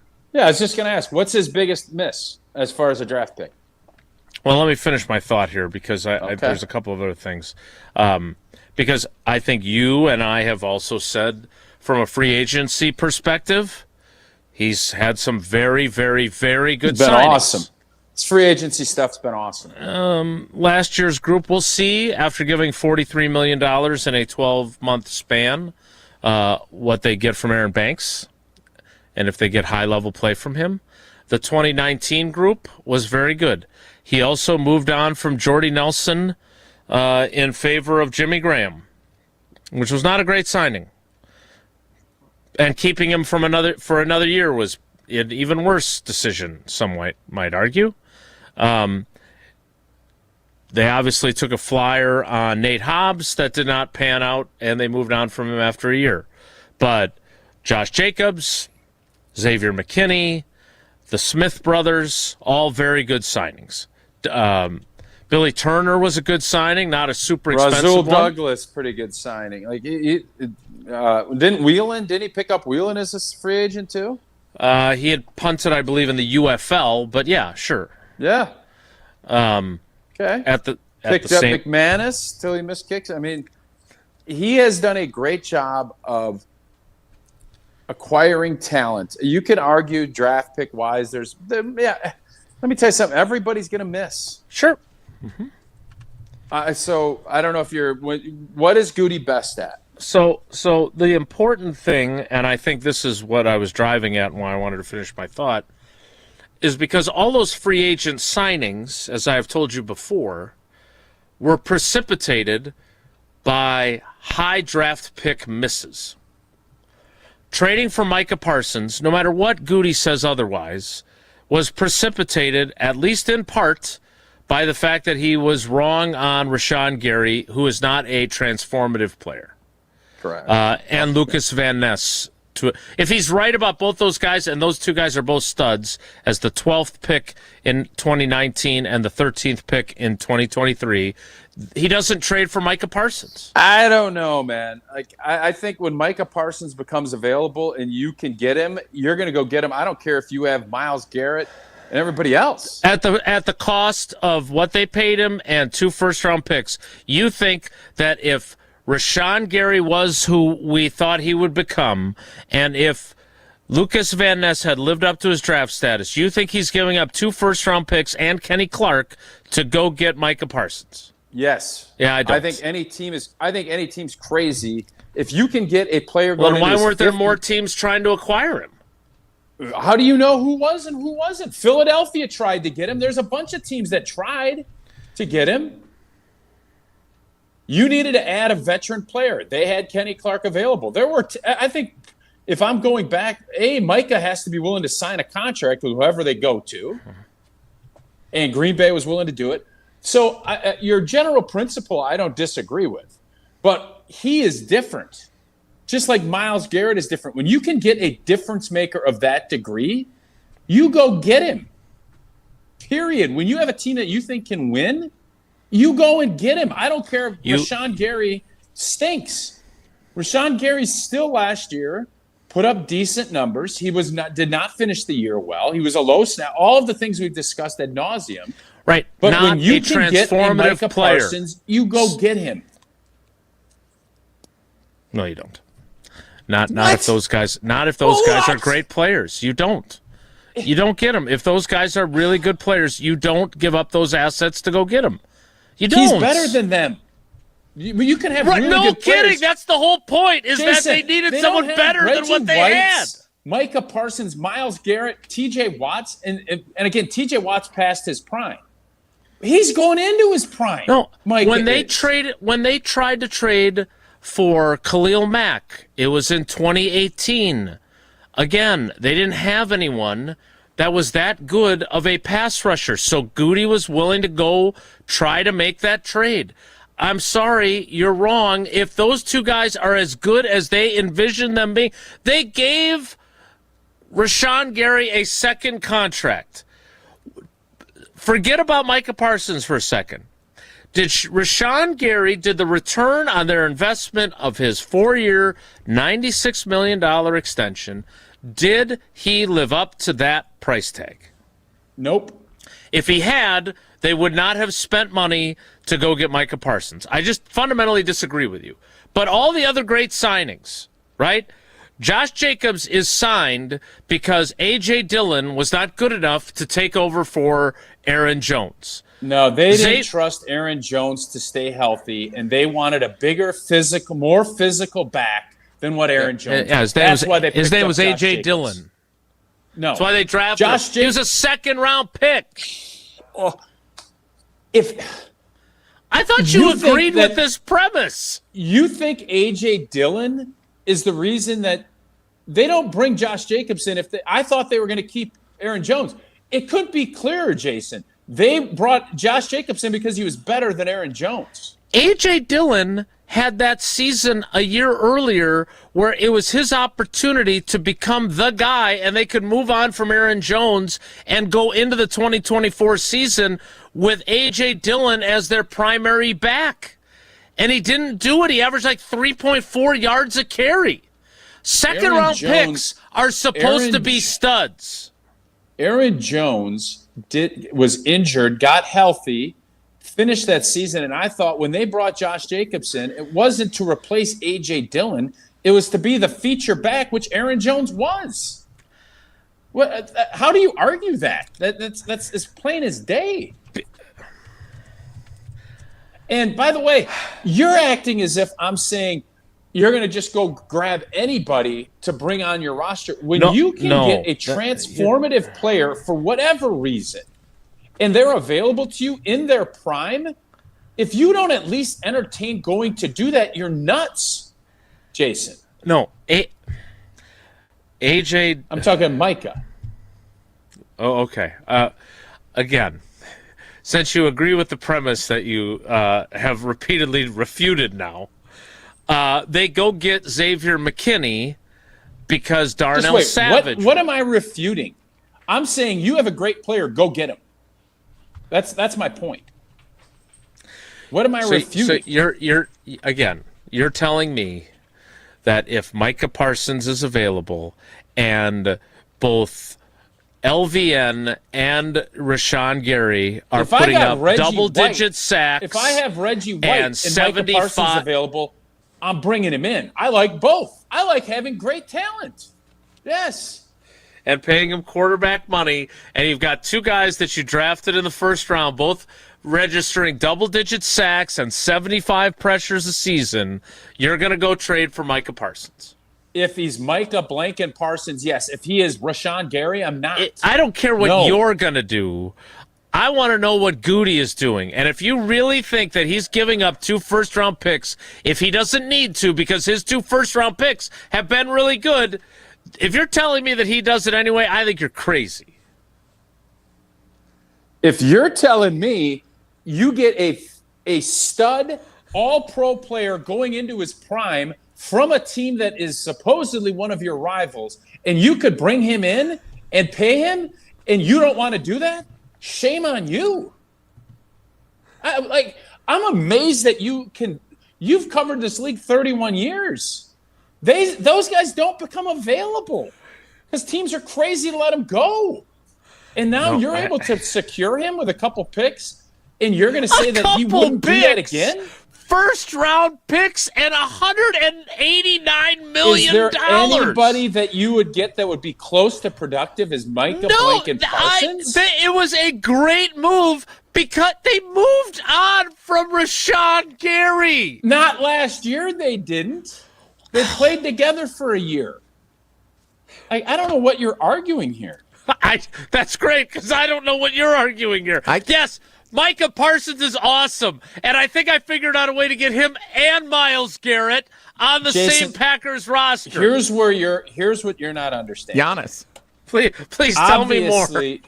No, obviously, if Rashawn Gary was as good as Micah Parsons, you wouldn't need to, right? But when you signed Rashawn Gary, he's on your team, and Micah Parsons becomes available. I don't care if you have Reggie White in the prime. If you can afford to do it and bring another stud into your locker room, you do it. And then you figure out how to finagle everything else. And to act as if teams didn't want to, or some teams didn't have the capital or the resources to do it, Green Bay positioned itself that it could with Rashawn Gary's contract. So I'm not sure what you're arguing. You're trying to say if Rashawn Gary was a really good player, they wouldn't go get a great player to come into their team? Of course you would. There are only one Micah Parsons. There's 10 Rashawn Garys in the league. Right. Which is why they needed Micah Parsons. Because Rashawn Gary wasn't good enough. Needs Micah Parsons. Every team needs him. Jesse, can you help me? Where's my disconnect here? What am I missing? I can't believe this entire argument happened because Pat Moore was promoted to director of college scouting. How about Hughes? Where's Hughes in all that? Where is he in the supply chain? Who do we have? Matt Malaspina is promoted to senior player personnel executive. I thought. Don't even bother. That's just everybody seemed to be on the same page it's a good idea to go get Micah Parsons because he's a top 5 player in the NFL and one of the best pass rushers in the league. And even if Rashawn Gary was better, I agree with Tausch. You would still want Micah Parsons over Rashawn Gary if he's better than Rashawn Gary, and you can go get him over. We're discussing the world we lived in where he was. You said if Rashawn Gary. And you can say what you want about Pro Bowls. Rashawn Gary the year before. Oh my God! If you're going to use the Pro Bowl argument, we're done. You act like he was some schlub that couldn't do anything. He's a good, solid football player, and he was being paid at a certain clip. And you acted as if he was playing like T.J. Watt, would they have went and got Micah Parsons? I say yes, because Micah Parsons is different. And they could do it, and it became available. If he was playing like T.J. Watt set the single-season sack record. Rashawn Gary has never had a double-digit sack season. I understand. Goody, tell me again how he had 60 pressures. Yes. Low snap count guy. Yes, I get all of it. I don't hate Rashawn Gary. I don't think he's as good as some people in the fan base wanted him to be. And we keep making excuses for him. It's like the scene in Moneyball. If he's a good hitter, why doesn't he hit good? If he's a good pass rusher, how has he never had a double-digit sack season? I'm not saying he has to have 25 sacks, but he has to have 10 at some point. And he was the same pick as Micah Parsons was. 12th overall. There's a big disconnect between the two's production. And the reason why they go get Micah Parsons is because he is not Micah Parsons. Nobody is. That's my point. You just said that if he was playing, you just said if Rashawn Gary was playing at the same level as T.J. Watt, you would have still gone out and gotten 100%. Micah Parsons. I want Micah Parsons on my football I know team you do, but there's no way Goody does that. Jason, I couldn't be more crystal clear. if you can get a great player in his prime, you go and get him, and then you figure out how to make everything else work. He's better than Rashawn Gary, you bring him in. Then you make it work, and if you have to get rid of Rashawn, which they did, you do. So Rashawn Gary could have been fantastic. He was not. He was a good, solid NFL player. So you're arguing is if Rashawn Gary was 12 sacks a year, you wouldn't even bother to get Micah. Baloney. Micah's better. So you want better players. You're always – how many times you hear Goody and these guys say, we're always looking to upgrade. We always want to get better. We can't stay the same. This didn't do that. So that's my point to you is, well, if Rashawn Gary would have been doing they wouldn't have done it. No. They paid him like he was going to. They still went and got him because Micah Parsons is different. You don't That's think. my point. Okay. You don't think that Rashawn Gary's fate with his contract was sealed the minute they traded for Micah Parsons? Absolutely it was. 100%. And even if Rashawn Gary had 10.5 sacks, which you need to have double-digit sacks to be any good, okay, fine. They're still going to make that move because... Is that unfair? Jason, is that unfair to say that? Because Micah is special, you go and get him. I never said you go get Trey Hendrickson or another, like, really good players. I said if you're going to go do this, it has to be big time. And if Rashawn Gary was as productive as Trey Hendrickson, I still want Micah Parsons on my football team, period, thin. I don't know if I could be any more crystal clear. And by the way, so did Brian Gutekunst because he went and did it. Trading for Micah Parsons was a great move by Goody. Don't want anybody to lose sight of that. That I couldn't agree with more. I couldn't agree more. I got a message from Ito yesterday. I still haven't finished my intake form to get my act together when it comes to my estate planning. It's a good reminder, and it's also a reminder that 16% of people, and I'm not one of those 16%, have everything set with current planning documents and the appropriate documents so they are ready if something happens. Well, if you're not, and you're in the 84% with me, you need to check out Walney Legal Group. Go to the website, walneylegal.com, WALNY.com, WALNYlegal.com, so you can start your estate planning journey. Wills, trusts, probate, elder care, and special needs planning.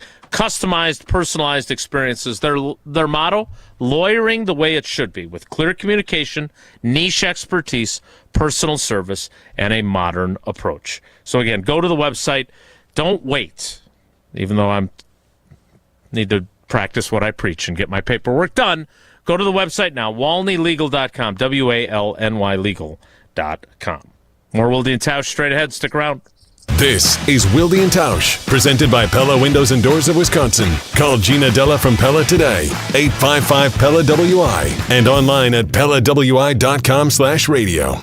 Mark Tauscher here for Iron Jock. As a former athlete, I've worn just about every type of workout gear there is, and nothing compares to Iron Jock. Their performance apparel is built to fight sweat, odor, and bacteria, keeping you feeling fresh no matter how hard you push.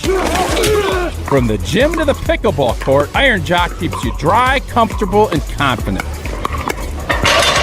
Upgrade to Iron Jock. Available now at ironjock.com. On the air, on demand, on social, on Wisconsin Sports. Serving Wisconsin sports fans. This is 100.5 ESPN. Prizes, flyaways, even cash money. You want it? We've got it. Find a list of all contests and official rules by visiting ESPNWisconsinContests.com. That's ESPNWisconsinContests.com. Life moves fast. Your car should move with it. At Zimbrick Chevrolet, they've got a vehicle and payment options that fit every stage of your journey. Just graduated? Start smart in a Chevy Trax. Stylish, efficient, and budget-friendly. Growing your family? The Equinox gives you the space and versatility you need. And when life gets even bigger, the Traverse or Tahoe is ready for it all. Kids, carpools, and road trips. Visit them today in Sun Prairie or online at ZimbrickChevrolet.com. Zimbrick Chevrolet, the name you can trust. Wisconsin weather doesn't ease into spring. It keeps you guessing. That's why your windows and doors need to handle everything. At Pella Windows and Doors of Wisconsin, we build for year-round comfort. Get the look you want for the home you love with 0% financing options available. So you can upgrade now and pay over time. Plus, enjoy a free in-home consultation, expert installation, and a 10-year limited warranty. Schedule today at PellaWI.com. Certain restrictions apply. It's 5/31/2026. At Associated Bank, we get life gets complicated. So banking, it should be easy to get. That's why our tools speak your language. Automated savings, it's saving automatically for anything. Digital controls, you lose your card, you're still in control. Turn it off, then on, all on the app. And Money Monitor, you know where your money goes, like those long forgotten subscriptions. At Associated Bank, we get you. That's why we've got you. Learn more at associatedbank.com/YouGotThis. Member FDIC. Have you noticed all the roofing signs in your neighborhood due to the hail damage? Most of those asphalt roofs have to be replaced. Most metal roofs do not. So if you're tired of yard signs and replacing shingles, consider a Suita metal roof. I'm Mike. And Mary Suita. Enjoy the long-lasting architectural strength and beauty of a Suita metal roof. SWITA metalroofing.com. Suita Metal Roofing, the last roof you'll ever need.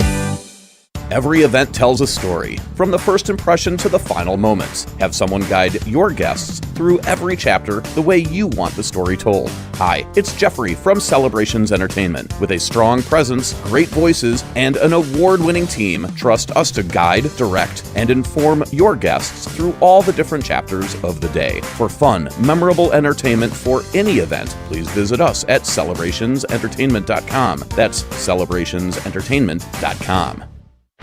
Ben Brust here for the Princeton Club. If you're looking for your better tomorrow, you know where to go. It's the Princeton Club. If you're looking to grow, it's also the Princeton Club, because they will cheer for you in all areas of your life. The best way to do that is to start a foundation of having a healthy body, and your growth will start from there. With the cleanest health clubs in Wisconsin, they provide everything for you to reach your goals. Start your better tomorrow today and grow in all areas of your life at the Princeton Club. Join for a better tomorrow. Wisconsin's own Gruber Law Offices. One call, that's all. We're on the Badgers. This Badgers team is going to go as far as Colton Joseph takes them. Because we're on Wisconsin sports. When he is at the top of his game, this offense could be awesome. You're listening to 100.5 ESPN.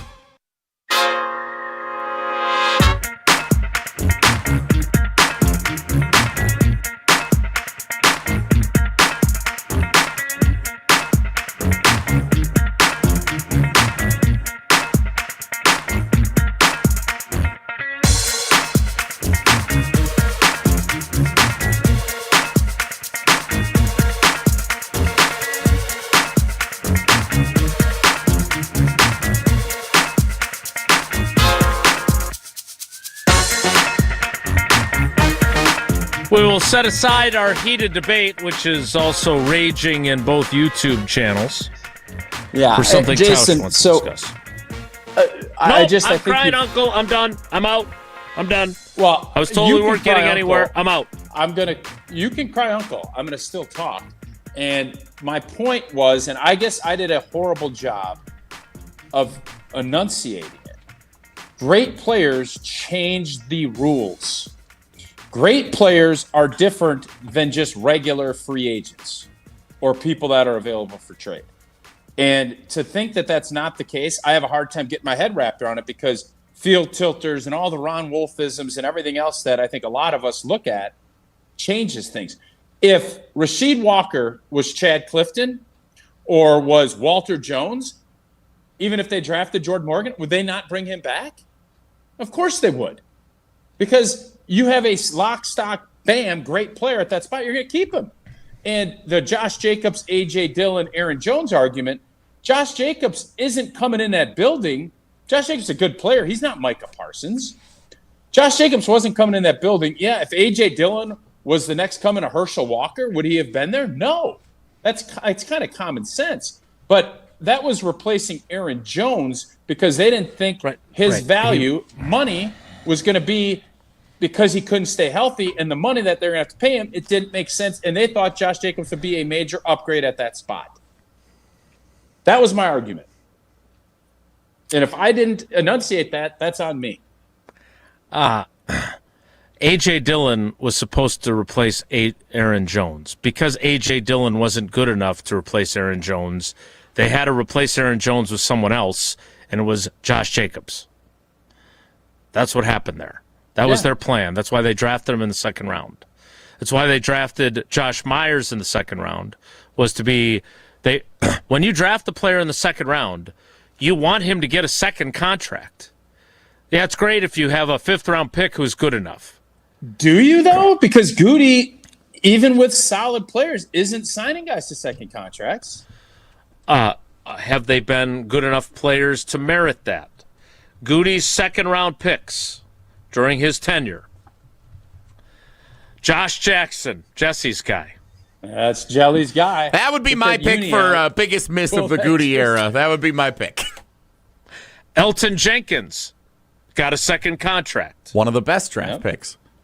I would agree. A.J. Dillon was the miss we just mentioned. He got like that weird fifth year tender thing.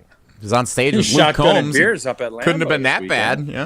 Yeah, he's up at the Pickler. Who does he play for now? Beers. Carolina. He was with the Eagles last year?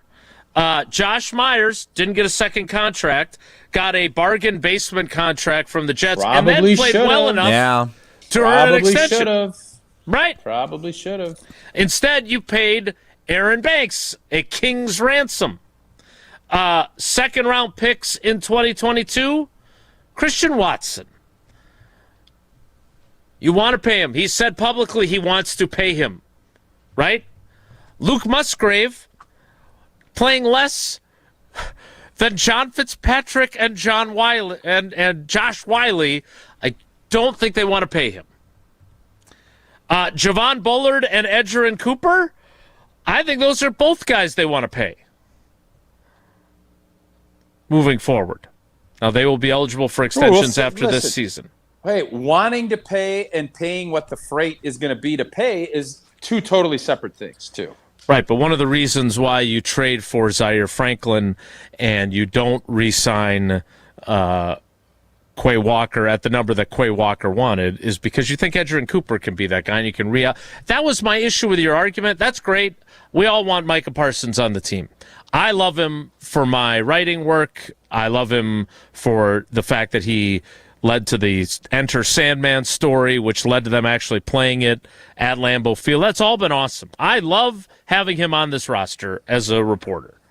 But, again, there are finite resources. And, by the way, if Rasheed Walker had been Chad Clifton, you would have had to pay him. And if Rashawn Gary and Lucas Van Ness are as good as I was suggesting you would have liked them to have been, you have to pay them because you want to keep them. And there's only so much resources you can afford. And you have to fill other holes on your roster that maybe those first-round picks would have filled. Maybe you'd have a first-round corner instead of Keyshawn Nixon and Carrington Valentine in contract years as your starting corners. So robbing Peter to pay Paul sometimes has to happen. But we can agree to disagree on that point. You can tell us about the AmFam Championship so we can move on to a new topic.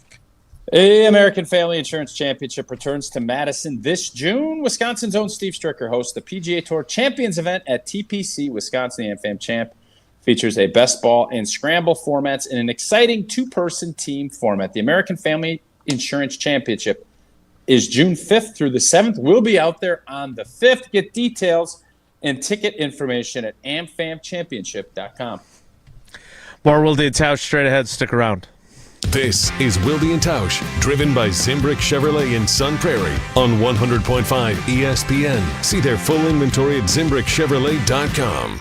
Mark Tauscher here for Chalmers Jewelers. I've been a big fan of Scott, Garrett, and the whole team at Chalmers Jewelers for years now. I go there, my friends go there, and most importantly, my wife loves it whenever I get her something from Chalmers Jewelers. It's my go-to spot for birthdays, anniversaries, and any special occasion. For quality jewelry and a great experience, choose Chalmers Jewelers, the place to go for that perfect gift. Stop at Chalmers Jewelers in Middleton and Madison. Chalmers Jewelers in Middleton and Madison. The area's best high school sports coverage is Zimbrick Honda's presentation of Prep Mania. With baseball games streaming live on YouTube and Prep Mania Weekly with insights from the Dean Dennis Semrau, find the biggest games and the most compelling stories of the spring high school sports season on ESPN Madison. Plus, follow our social media platforms to find teams and athletes in your community featured each week. Zimbrick Honda's Prep Mania on 100.5 ESPN and streaming live on the ESPN Madison YouTube channel. It's well known that the boss at the exteriors company is a perfectionist. It's a gift. He not only oversees every job, he inspects each aspect of the operation to get to the root of what your project will actually need to be long-lasting. Call 960-ROOF. Oh, he's proud of all the reviews. What can I say? Take a look. The Exteriors Company, built for Wisconsin, backed by expertise. Vortex Golf makes rangefinders for serious golfers who need an accurate number every time. With 3 options, the Blade, Blade Slope, and Anarch, there's a Vortex rangefinder that fits your game. Crystal clear optics and features like image stabilization keep you steady in big moments. Plus, every Vortex Golf product is backed by a no-questions-asked lifetime warranty. If you're looking for an accurate number every time, Vortex Golf belongs on your bag. Grab yours and everything you need for golf season in Wisconsin at Shields.com. Tournament host Steve Stricker joins a legendary group of PGA Tour champions at the American Family Insurance Championship. Catch the action June 5th through the 7th with an exciting team competition at TPC Wisconsin in Madison. This year's AmFam Champ concert features Little Big Town with special guests Randy Houser and May Estes. Friday, June 5th at Breeze Stevens Field. All proceeds support the Steve Stricker American Family Insurance Foundation and American Family Children's Hospital. Get your tickets today at amfamchampionship.com. Experience the future of recovery at Carbon World Health. They've brought Escape Robotic Massage to Madison, the world's first AI-powered, fully automated therapeutic massage that's customized to your body every time. Using advanced body scanning, Escape maps your muscles and delivers precision-calibrated pressure to release tension, reduce inflammation, and accelerate recovery. Book your Escape session at Carbon World Health and feel what the future of wellness really feels like. Carbon World Health, your body optimized. Your family's safety is your responsibility, and it starts with a solid roof. When the next storm rips through and takes some of your shingles with it, call Badgerland Exteriors. Or looking to replace your whole roof but don't want to break the bank? Let the team at Badgerland Exteriors give you a free, no obligations estimate. AJ with Badgerland Exteriors here. Contracting made easy is more than a tagline. It's how we run our family business. Visit BadgerlandExteriors.com to get started on your next project. That's BadgerlandExteriors.com. Looking to take your baseball game to the next level? If you're a top player in your league, the GRB Rays are ready for you. They're Wisconsin's leader in player development and advancement, with over 425 college commitments, 27 draft picks, and 4 big leaguers, including the National League Rookie of the Year. Train in one of the Midwest elite facilities and elevate your game. GRB Rays tryouts are here, but spots are filling up quickly. Sign up now at grbrays.com. That's grbrays.com. Miz is on the mound. Mizorowski's pitch. Got him swinging. Throw him a curveball. It's 11 Ks for Mizorowski. Tune in tonight on 100.5 ESPN, Madison's home for Milwaukee Brewers baseball.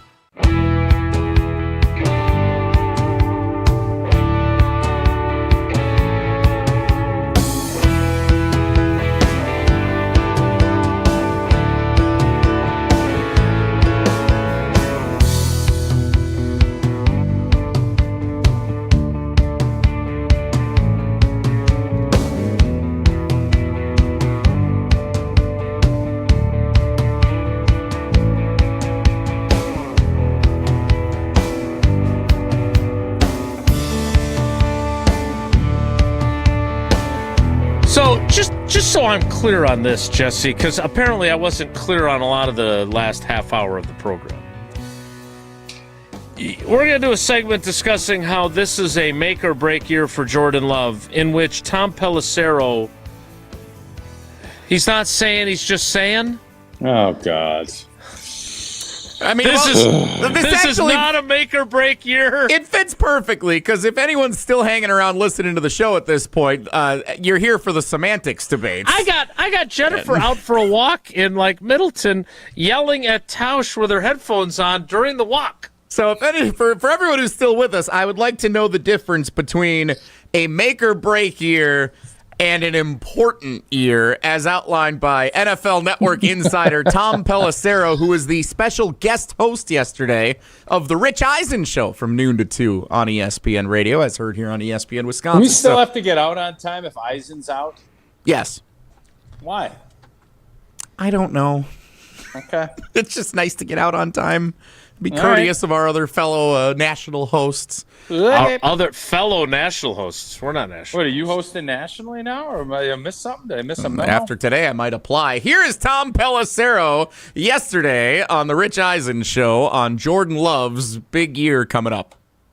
He's played a lot of good football. He's had injuries. That's set him back. That's made things more complicated. You get banged up early in the season. You're never fully healthy. I think that always has a trickle-down effect. But no, I don't think it's a make-or-break year. Matt LaFleur loves Jordan Love. Okay. They have to be more consistent in terms of who's making plays for him. Now, listen, that offense was rolling pretty good last year until Tucker Kraft gets hurt. His torn ACL, that's where all of a sudden they had that game-and-a-half, 2-game stretch where it was really rough offensively. But when they're in it and they're running the football effectively, remember Josh Jacobs was really beat up in the second half of last year. They had a rotation on the offensive line because guys were getting banged up. There are a lot of different factors here. I would not say make or break for Jordan Love. Certainly an important season for him, though. So wait a minute. It was everybody else's fault but his. So it's not a make or break year, but it's an important season for him. Yeah, uh-huh. Jesse, can you explain? Because you could say, "Oh, that was the last segment or two." You knew where I stood.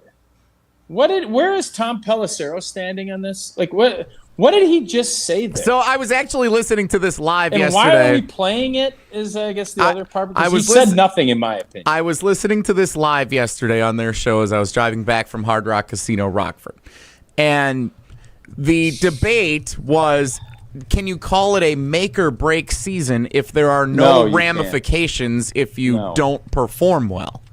No, you can't. So what's the difference between saying something is an important year? Because it's not like the Packers are going to move on from Jordan Love if they finish 9-8 and don't make the playoffs this year. Let's do this. Make or break is you either make it or you break your desk and move all of your stuff out because you're fired. That's a make or break. It's not, you need to elevate your game. I would say Kevin O'Connell, make or break in Minnesota. I think he needs to win and be better, or show that he's on the right track, or he's going to be in trouble. I think that. Kyler Murray, McCarthy. I think Minnesota's got a bunch. They got a new GM. I think they're in a make or break. I don't think anyone else in the NFC North is. Like, if Dan Campbell and the Lions stink this year, are they going to fire him? No. Then next season would be make or break for him and for Jared Goff and for that group of veterans. That's why I think they're going to do well. I think Cincinnati, Joe Burrow and Zach Taylor, I think they're in make or break time. I think he's going into the last year of his deal. There are make or break years that are coming. It's not Jordan Love, and it's not Matt LaFleur, and it's not Brian Gutekunst. Kevin O'Connell is in a make or break season? Yeah, I think so. He signed an extension in January 2025. Okay. His team is 43-25 on his watch. Which coach of all the four in this division? They fired the GM because they want him as the coach. He won the power struggle. How did he do developing quarterbacks last year? And now he's got a whole new operation. If it doesn't go well this year, he's in trouble. He didn't seem to want J.J. McCarthy from the jump. Well, then he shouldn't have played him. What do you? I don't understand. Of the four coaches in the NFC North, Who, if they have a bad year, is in the most trouble? I think it's McConnell. I think it's LaFleur. I think it's Matt LaFleur. Really? Well, he just signed a contract extension 1 year after old boy did. Right, but you said a bad year. They have bungled their quarterback situation.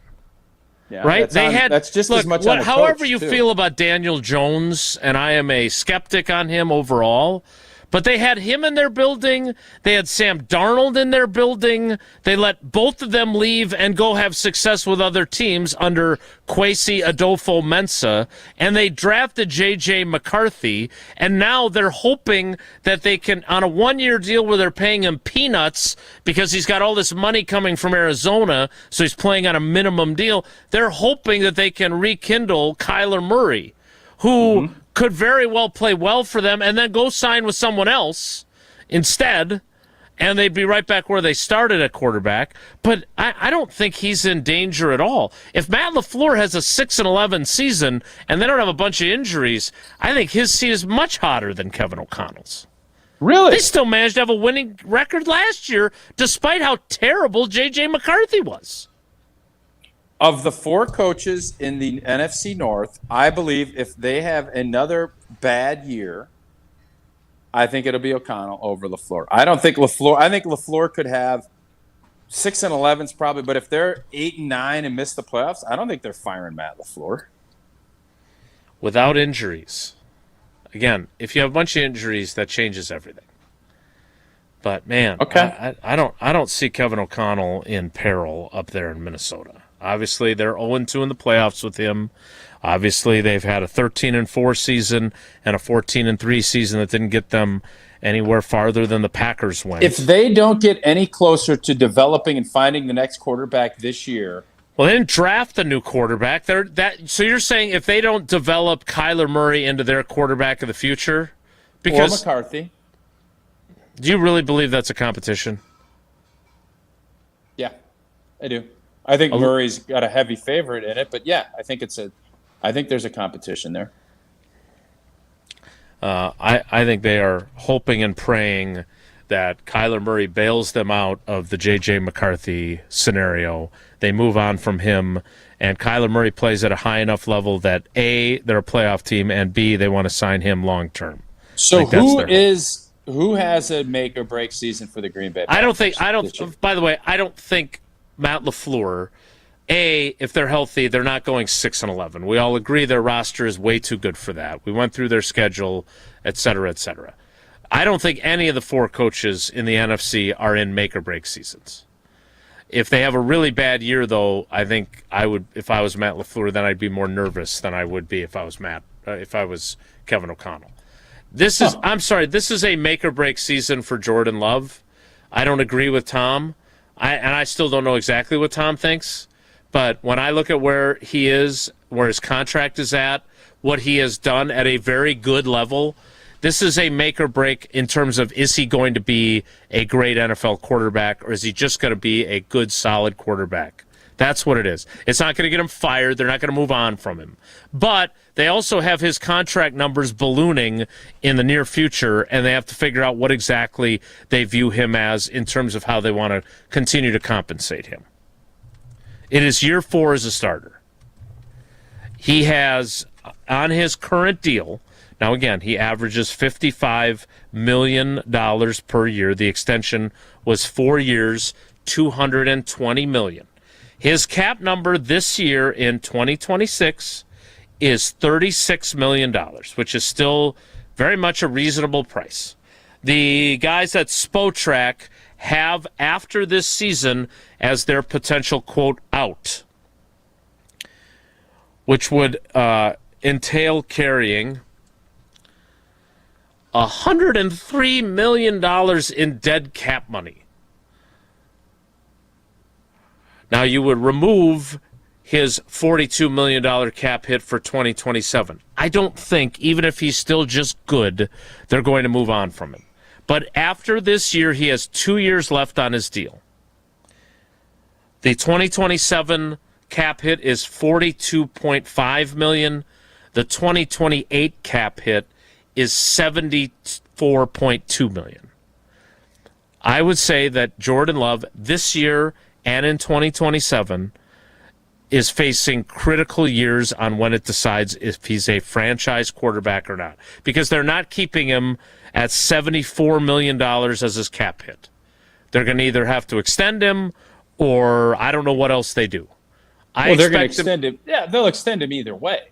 But right now, if the Packers have to make that decision to extend and pay out $65 million, which is about what the going rate's going to be in a year, the Packers are going to do it with Jordan Love all day and every day. There's not even a question. No? Again, I don't know. Like you see what Baker Mayfield has done at his post-Cleveland stops. There are quarterbacks that have played far worse than Jordan Love, and that's why they've moved on from him. I don't think Jordan Love has played at any level where you would want to move on from him. That's not what I'm saying at all. Right. What are you saying? I'm saying, do you just continue to pay him top dollar for decent, not top-flight performance? How do you decide that if you're them? Like, if he has a great year this year, he makes it easy for everybody, right? If he wins you your bet that you haven't placed yet, and let's just say he's top 3 in the MVP voting. Let's say he goes to his first Pro Bowl of his career. Let's say he finishes 4th in the quarterback voting for All-Pro. Like, let's say he has like a 35 touchdown, 5 interception season. If he does all that, then all this other stuff is moot. If he has another year where he has 23 touchdowns and 6 interceptions and they lose in the first round of the playoffs again, you're just going to keep paying him top dollar? Are you going to bring in competition? Jordan Love. If Jordan Love was an unrestricted free agent right now, I would tag him and I would pay him the market rate. Yes. Okay, but he's never going to get to the... You would not? No, I would tag him, sure. I'm fine with tagging him. Yeah. No, but if you have to pay him, if he's in the Dak Prescott situation, are you paying him or are you going to go in a different direction? I don't know what I'm doing. I don't know what I'm doing going right now where he is. I don't know what I'm doing going into 2028 when I have to do something to get a $74.2 million cap hit down. So I don't know. We can talk about that coming up. I know Tausch has got to step away for a moment, so Jesse and I can argue about that. But we don't argue about Associated Bank because we know how great it is, and we know all the great perks that come with being an Associated Bank customer, especially if you're a Brewers fan and you sign up for Brewers checking.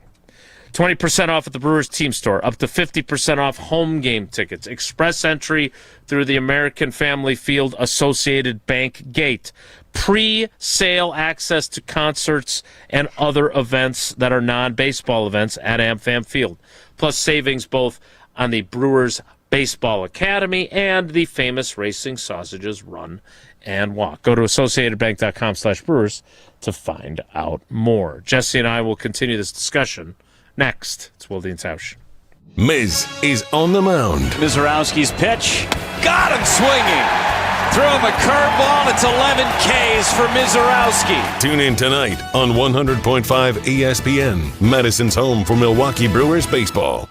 Mark Tauscher here, and as we count down to the official start of summer in Wisconsin, you know what beverage you'll find in my hand when enjoying some time outdoors: the cool, refreshing taste of an ice-cold Coors Light. At a baseball game in Milwaukee, grilling in the backyard, out on the golf course, every experience goes from good to great with a Rocky Mountain cold Coors Light. Coors Light is brewed with the 3-step cold process, cold lagered, cold filtered, and cold packaged, so it's actually made to chill. The mountains on Coors Light's cold-activated bottles and cans turn blue. That's when you know it is chilled to perfection, which, besides the refreshing taste, is my favorite thing about drinking Coors Light. Refreshingly cold and only 102 calories, Coors Light is made to chill. Celebrate responsibly. Coors Brewing Company, a Golden, Colorado.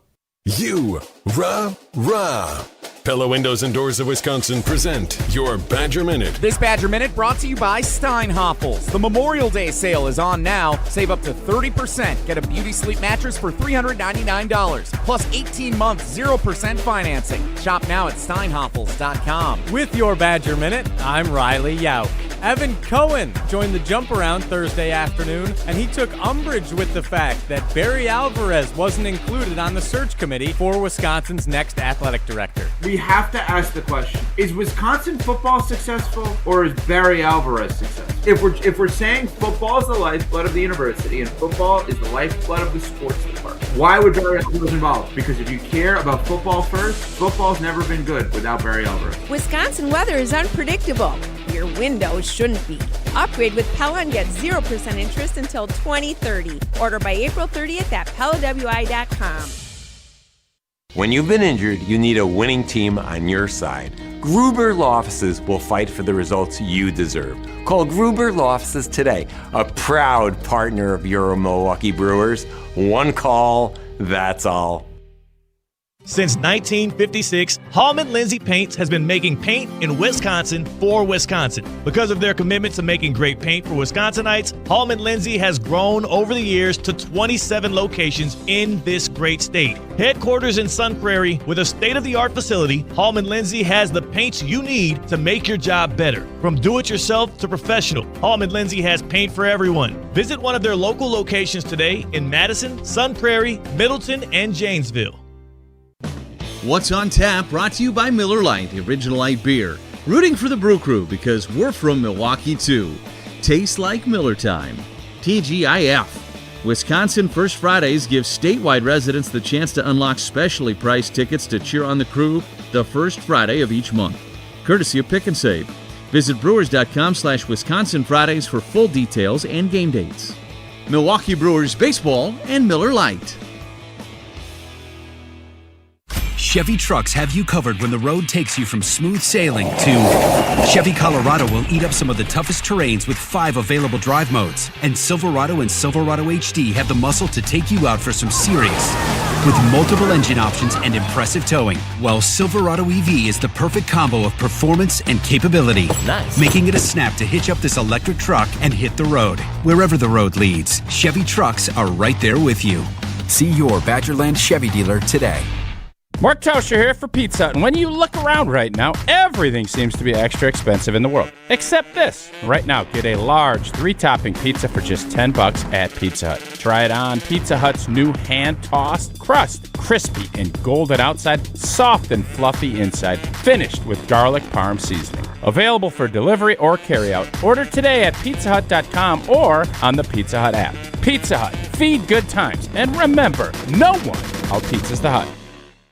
It's the summer of suspense for Giannis and the Bucks. So sometime over the next 6 or 7 weeks, we'll decide whether Giannis is going to sign a max contract and stay with us, or he's going to play somewhere else. Follow along right here on Madison's home of the Bucks, 100.5 ESPN.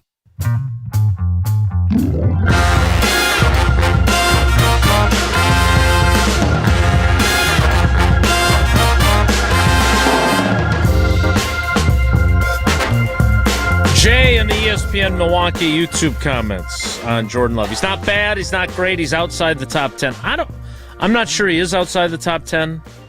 What I am saying for those, and I don't need to be clipped on this or what I said earlier because then it becomes something on social media that's an inaccurate representation of what I'm saying. This is not a make or break year as to whether or not he's the Packers quarterback going forward. What I am saying is, in 2028, he has a $72 million cap number. They're not going to just pay out that season and have him be an unrestricted free agent and then tag him. They're not going. They don't want $72 million on their cap. So then they have to decide after this season and after the 2027 season what they're going to do with him. Are they going to keep paying him top dollar? That's, to me, the question about him. Is he special enough that you say, you know what, we're going to, whatever the going rate is, we're going to pay it. And last year, he was good. Anybody who doesn't think Jordan Love has been good during his 3 years as the starter, or the 2.5 years since the midpoint of the 2023 season, in the words of Winston Moss, I can't help you. No one should be arguing that he sucks. Nobody should be arguing that he isn't any good. The question is, how good do you need him to be to feel good about paying him top dollar again? Because they paid him top dollar after the 2023 season. Because he was so good in the second half of the year. here's my question. And look, again, I think he's going to have a really good year this year. I think they're going to figure some things out offensively. If their offensive line holds up and he stays healthy, I think he's going to have one of those 35 touchdown, 8 interception seasons, and I think this is all going to be a moot point. But what if he doesn't have that year? What if in 2026 and 2027 he has essentially the same year that he had last year? And yes, his quarterback rating was high. He didn't throw a lot of interceptions. But what if he's just good? And he misses some time again, like he has in 2024 and 2025. Are you still going to extend him after the 2027 season at whatever the going rate is for the top paid quarterbacks by then? That's all I'm asking. Because, Jesse, I think I understand what Tom Pelissero was saying. It's an important year, but not a make-or-break year. If you view the phrase make-or-break as you either play hot at a high level or you get the hell out of here. Because I don't think that's what this is at all, and anybody who thinks that is crazy. As the conversation continued with Tom Pelissero filling in on the Rich Eisen show yesterday, what some of the conclusion was that they landed to in the definition of a make-or-break year, there is, what Tausch said, make or break, which is you either win or you're fired. You don't have your job anymore. It's not that for Jordan Love. But in the perception of fans and of media members and whomever else nationally, if the Packers replicate the same thing they've done the last 3 years, 7 seed and out in the first round, maybe even the second round of the playoffs, it's going to be a make or break season in that Jordan Love will be perceived as a guy who is not an elite quarterback, is not performing up to his contract, and can't get a team over the hump in the postseason.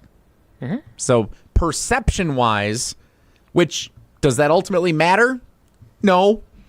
But for the conversation and for the respect around the league, yeah. I guess that's where that comes into play. Jesse, forget about that, and then we'll take the top of the 11 o'clock hour break. The question is, at what point do you say, yeah, he's good, but he's not good enough, right? And that's a dangerous thing to decide. Because guess what? You can always do worse, right? And we really liked what Sam Darnold did for us, but he's good, but not good enough. So we're not going to bring him back. Oh, by the way, he was good enough on a team that they did not win all their games because of him to go win the Super Bowl. Well, J.J. McCarthy stinks. Doesn't matter. We're going to draft the quarterback in the top 10. We're going to trade up and take a quarterback to be our new Jordan Love, and then Jordan Love 2.0 actually turns out to be J.J. McCarthy 2.0, and you're sitting there going, and Jordan Love goes and finds another job like Kyler Murray just did, or like Baker Mayfield just did, not just did, but a while ago did, and you're like, boy, we should have kept him after all. I'm just saying that we never were at that point with Favre or Rodgers.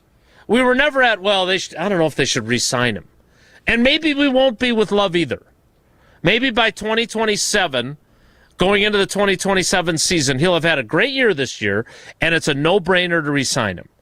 But since Tom Pelissero had this conversation on the Rich Eisen show, I think it's a reasonable thing to just consider the possibility that if he doesn't have that type of year this year, what is it like in 2027? Is that then a make-or-break year? Probably. In terms of whether you want to pay him top dollar or not. When you start having the question about whether someone is good, not great, that's when I think franchises either start to be in no man's land or dangerous place. You have to make a difficult decision. And in best case scenario, you go Alex Smith to Patrick Mahomes and build a dynasty. And worst case scenario, you go Mike Budenholzer to Adrian Griffin and end the best run of a franchise's history. Mm-hmm. Yeah. And you end up regretting it. And you say, well, he was good, not great, but what we've got now stinks. And we made a mistake. But on the flip side, let's just consider that possibility. You keep him, and you keep being a first-round, second-round playoff exit team. And you're never quite that. You never get back to the Super Bowl, for whatever reason. We will cross those bridges when we get to them in the future. I'm not crossing any bridges today. I'm not jumping on a plane or on a cruise ship for sure. But I could head down to Milwaukee and Potawatomi Casino Hotel if I need an escape. Start with the stay. Their biggest hotel rooms in Milwaukee are there at the Potawatomi Casino Hotel. Nearly 500 beautifully designed rooms and luxury suites that are perfect for a weekend reset, a date night, or celebrating something big. And if you're hungry, so many options. Dream Dance Steakhouse, Ruyi Asian Kitchen, Cream City Coffee Company, Rock and Brews, which is my personal favorite, and, of course, Quick Bites at the Marketplace. And if you're planning a wedding, a birthday, or an anniversary, their event spaces are built to make it unforgettable. Elite play, luxury stay, bet on flavor. Potawatomi Casino Hotel. The 11 o'clock hour starts in 2 minutes, so stick around. Don't go anywhere. Another hour of Wilde and Tausch, presented by Pella Windows and Doors of Wisconsin, is coming up next on ESPN Wisconsin and the ESPN Wisconsin app. $2.3 million. A recent Schwab survey of Americans says that it takes $2.3 million to be wealthy. Well, you may have had your financial plan set on a bigger or a more humble number. But if you're looking for added insights on how to get there or how to avoid some tax pitfalls on the way, Annex Wealth Management is ready to listen. Mark Tauscher here, and whether your situation is complex or simple, the Annex Wealth Management team can give you wealth expertise and guidance on reaching your goals. Annex Wealth Management. Know the difference. Hi, this is Dave Kane. You're listening to Madison's Home of the Bucks, a good Karma brand radio station, 100.5 ESPN WTLX, Monona, Madison. Broadcasting live from the Everlight Solar Studio, this is your Metro Kia of Madison Sports Center. Good morning, Madison and streamers everywhere. I'm Jesse Nelson. Sports Center brought to you by the ESPN Wisconsin app. Live streaming of your favorite ESPN Wisconsin shows. Easy access to ESPN Madison on YouTube and daily podcasts so you don't ever miss a second. Your state, your teams, your ESPN. Download the ESPN Wisconsin app today. Brewers win 9-3 last night at Wrigley Field. An offensive explosion in the third and fourth innings with the crew scoring 7 runs total between the 2 innings. The big blast, courtesy of Jake Bowers. 1-0 pitch to Bowers. And a high fly ball deep right field. This ball's way back there. That one's off the scoreboard and over it and out of this ballpark. A 3-run blast for Jake Bowers. And the Brewers all over the Cubs at Wrigley here tonight. It is 8-0 Milwaukee.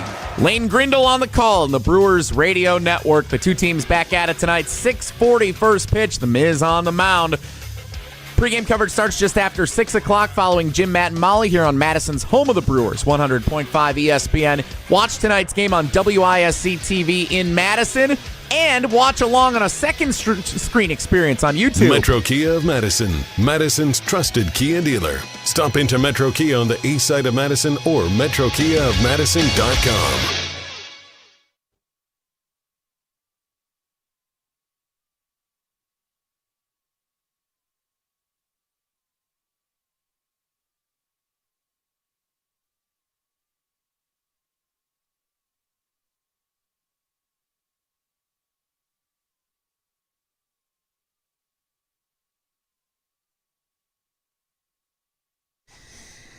The 11 o'clock hour of Wilde and Tausch, Sans Tausch, scheduled to reappear at some juncture.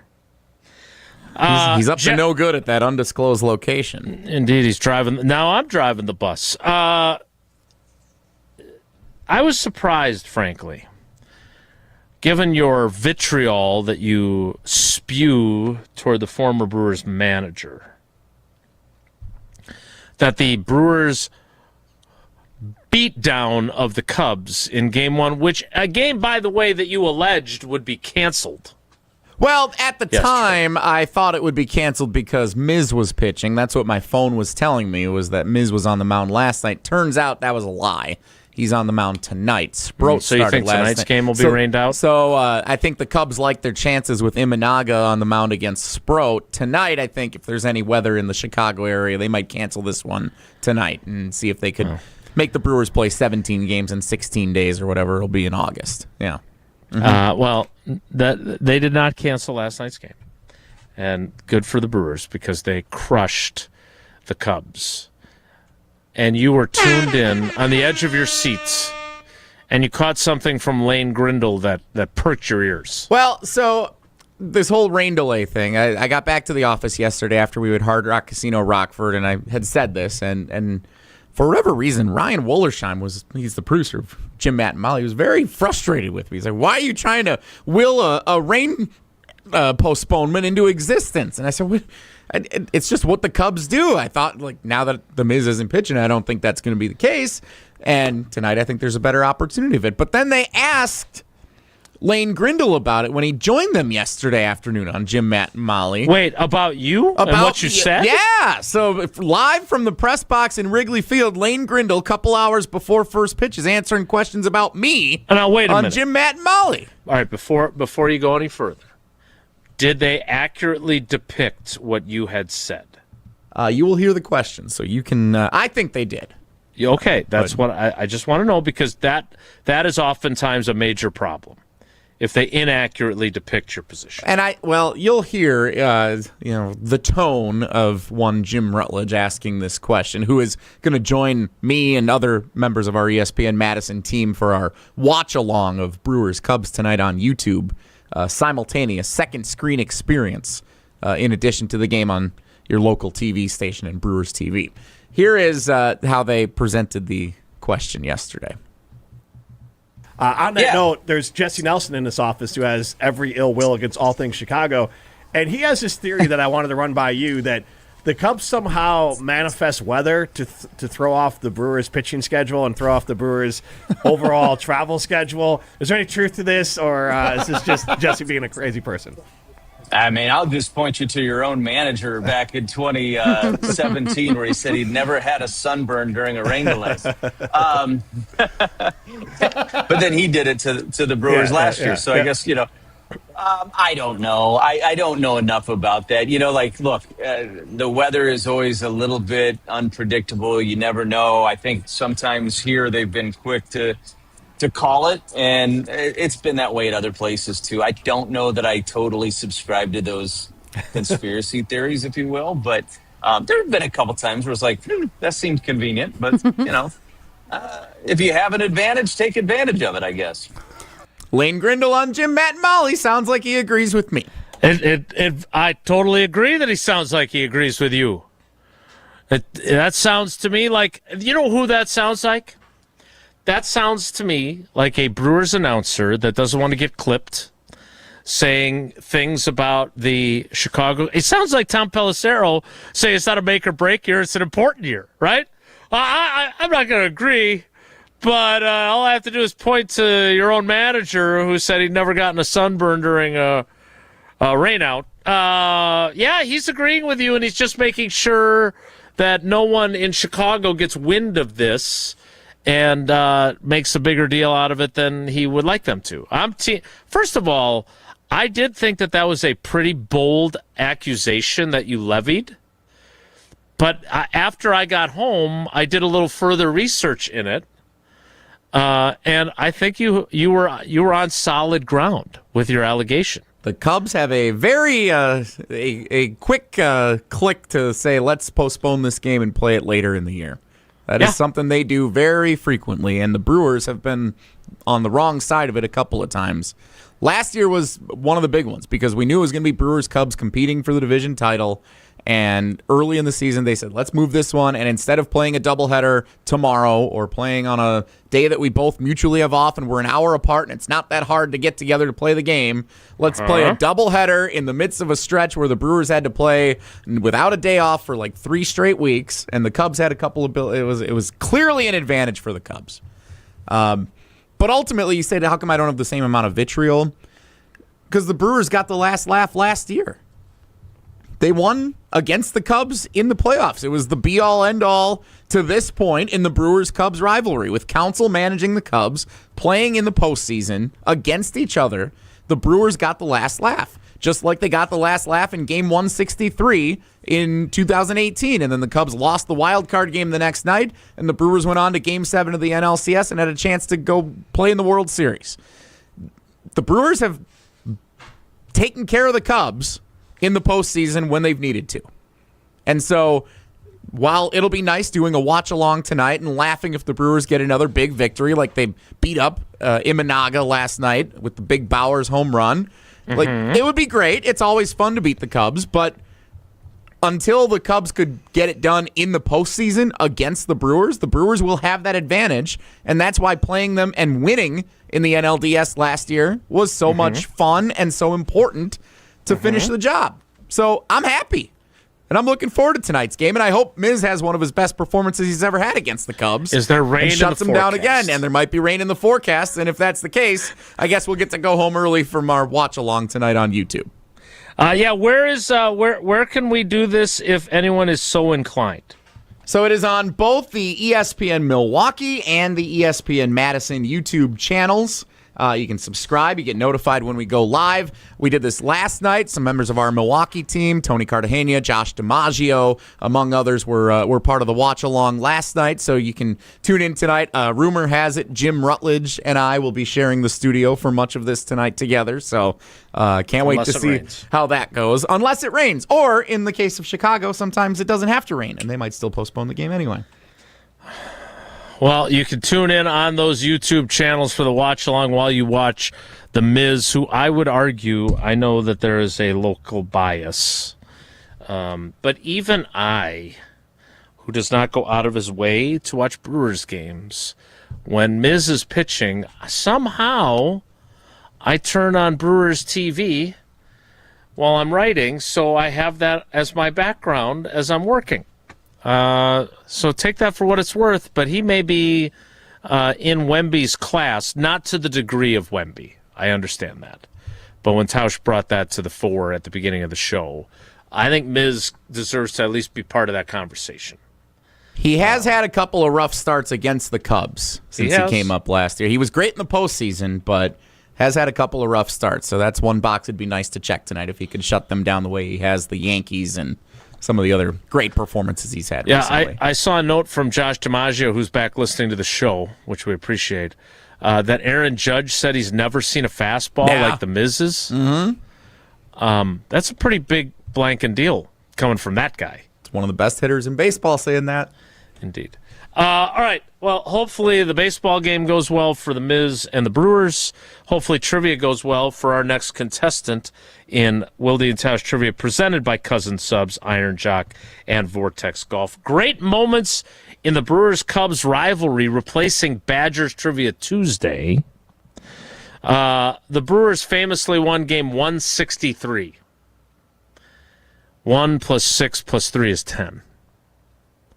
Caller 10 right now for trivia, 844-770-3776, 844-770-3776. I was also thinking, I think the Miz has the 80 fastest pitches in excess of 100 miles per hour this season, but I was not going to take caller 80 on Jesse. Caller 10 right now plays trivia, presented by Cousin Subs, Iron Jock, and Vortex Golf. That's next. It's Wilde and Tausch. This is Wilde and Tausch, presented by Pella Windows and Doors of Wisconsin. Call Gina Della from Pella today, 855-PELLA-WI, and online at PellaWI.com/radio. Have you noticed all the roofing signs in your neighborhood due to the hail damage? Most of those asphalt roofs have to be replaced. Most metal roofs do not. So if you're tired of yard signs and replacing shingles, consider a Sweda metal roof. I'm Mike. And Mary Sweda. Enjoy the long-lasting architectural strength and beauty of a Sweda metal roof. SWITA metalroofing.com. Sweda Metal Roofing, the last roof you'll ever need. Hi, I'm John Hayes of Goodman's Jewelers. It's hard to imagine, but Goodman's has been the diamond store of Madison since 1933, which means your parents, maybe even your grandparents might have shopped with us. We maintain the same high standards, honesty, and integrity that kept them coming back time and again. Keep their history and our history alive. Shop Goodman's Jewelers today in the heart of Madison at 220 State Street.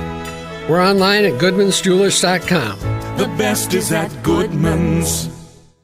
Coors Light presents To Chill or Not to Chill. When your friend skips your favorite song on the playlist. End the friendship. Or choose chill because that song lives rent-free in your head anyway. And you planned ahead by bringing Coors Light to the party. And the sound of that ice-cold can cracking open was music to your ears already. Coors Light. Choose chill. Celebrate responsibly. 2024 Coors Brewing Company, Golden, Colorado. Hear that? That's the hail sale rolling into Metro Ford of Madison. Oh, hell yeah. The storms may have passed, but here's the win. Insurance has already handled it. So what does that mean for you? Serious savings on a huge selection of Ford vehicles. If you've been thinking about upgrading, this is your moment to save big. Got a trade-in? Bring it in paid off or still making payments. Our lenders are ready to work with you and help get deals approved. Timing matters, and right now is the time. Don't miss your shot at the hail sale, going on now at Metro Ford of Madison. Mark Tauscher here, and if you know me, you know I love Wisconsin. That's why I'm a UW Credit Union member. Their team's been all about Wisconsin since 1931, and they love making banking easy for members. Whether it's with their convenient mobile app or with the great perks like early payday to get you paid sooner. Stop by any of their local branches or visit uwcu.org to join and become a UW Credit Union member like I did. Federally insured by NCUA. Terms and conditions apply.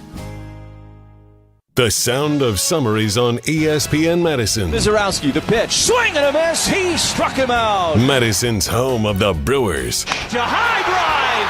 Fair and gone. Catch every Milwaukee Brewers game this season on 100.5 ESPN. Watching it sail. It's a grand slam. Brewers baseball on ESPN Madison is presented by Hard Rock Casino Rockford and brought to you by Canopy Wealth Management and the Metro family of auto dealers. I'm sure you feel the weather. You deserve better windows and doors. At Siding Unlimited, we install top-of-the-line wood, vinyl, and fiberglass windows with options to fit your style, color, and design choices. Built for energy efficiency, installed by our professional craftsmen at Siding Unlimited. Siding Unlimited. Experience, integrity, craftsmanship. Stop by our amazing Madison showroom and visit sidingunlimited.com today. All across Wisconsin, destination marketing organizations are working to ensure that tourism in our state and your local community is stronger than ever. Their work to drive visitation and enhance the visitor experience not only encourages travelers to discover our great state, it bolsters the economy, supports jobs, and it improves the quality of life for all Wisconsin residents. To learn more about what these great organizations are doing, visit destinationswisconsin.com. Wilde and Tausch on 100.5 ESPN is brought to you by Everlight Solar. Save money, save the planet. Everlight Solar.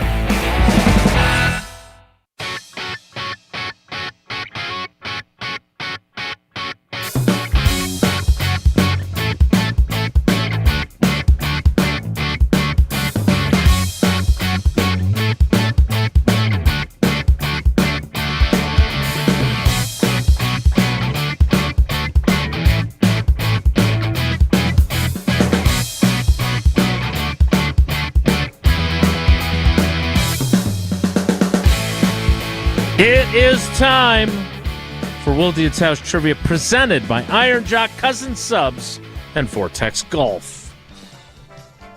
Wilde and Tausch Trivia is presented by Vortex Golf, rangefinders you can bet on. By Iron Jock, no stink, just performance, and proudly Wisconsin built. Shop now at ironjock.com. And by Cousin Subs. Have a grad to celebrate? Purchase $30 in Cousin Subs gift cards and receive a free 7.5-inch sub. Cousin Subs, they believe in better.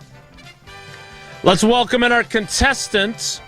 He is Zach in Menominee Falls, and he is a first-time contestant.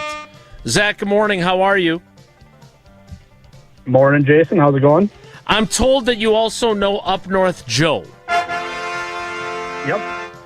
Do you know Jesse? No, have not had the privilege to meet Jesse yet. Privilege is an interesting choice of words there. It's rude, but fair.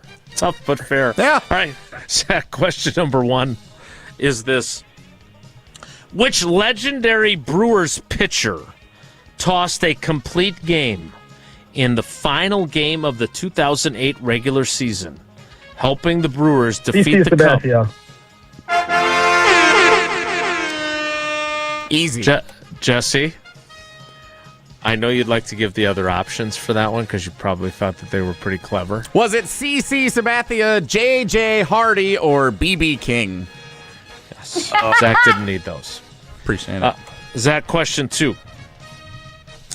3 Brewers players hit solo home runs as part of Milwaukee's 3-1 win over the Cubs in Game 5 of the 2025 NLDS. What a night that was. Oh, what a night. Late October back in 25. Actually, it's probably early October. William Contreras hit the first. Andrew Vaughn hit the second. Who hit the third? Was it Caleb Durbin, Jake Bowers, or Bryce Terang? Should be Bryce Terang, I think. It should be, and it is 2 for 2. Captain America. Zach, big opportunity here. Question 3. To have the privilege to talk to Jesse Nelson some more. Question is this. Well, he's already won that. Yeah, it depends on how you look at it. All right, question 3, Zach, is this. Which Brewers pitcher who later started Game 7 against the Dodgers in the NLCS allowed just 1 hit in 5 2/3 innings against the Cubs in the Game 163 tiebreaker at the end of the 2018 regular season at Wrigley Field? Who was that pitcher? Was it Brandon Woodruff, Yolis Chassin, or Wade Miley? Woody.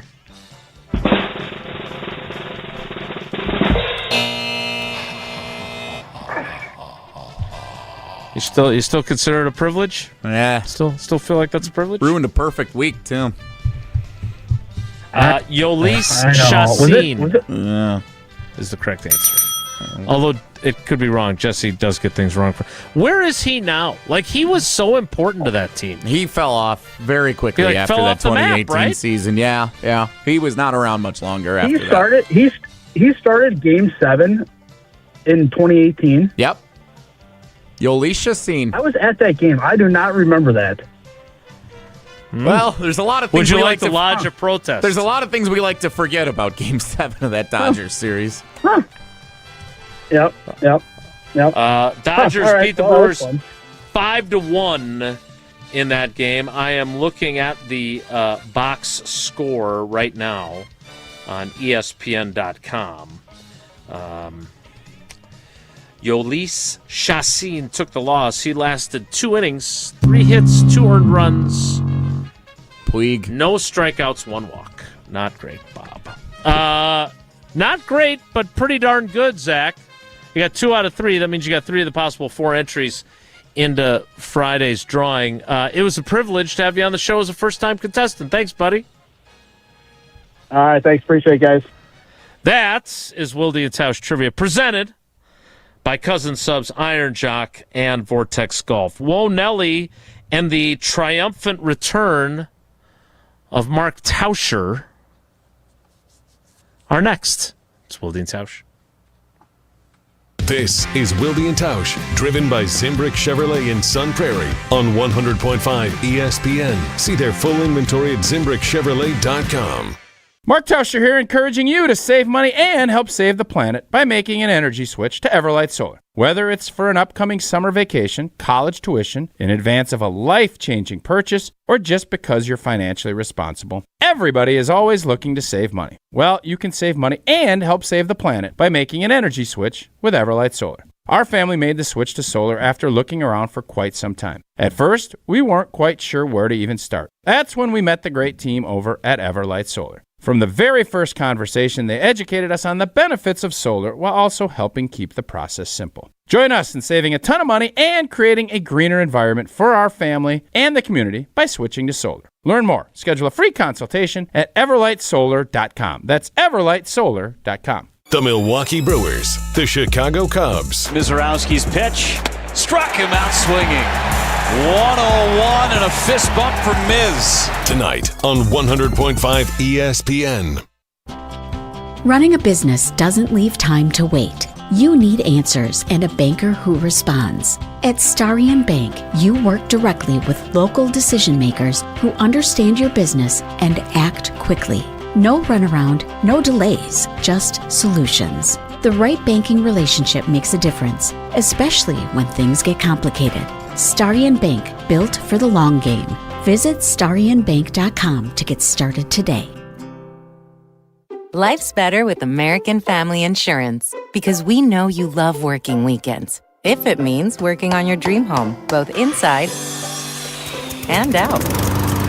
And we're here to help protect those dreams so you can enjoy peace of mind. Save up to 40% when you bundle home and auto. American Family Insurance. Get a quote and find an agent at amfam.com. Products, pricing, and availability vary based on where you purchase insurance and by state. Some exclusions apply. American Family Mutual Insurance Company, SI, and its operating companies, 6000 American Parkway, Madison, Wisconsin. Prizes, flyaways, even cash money. You want it? We've got it. Find a list of all contests and official rules by visiting ESPNWisconsinContests.com. That's ESPNWisconsinContests.com. Steady.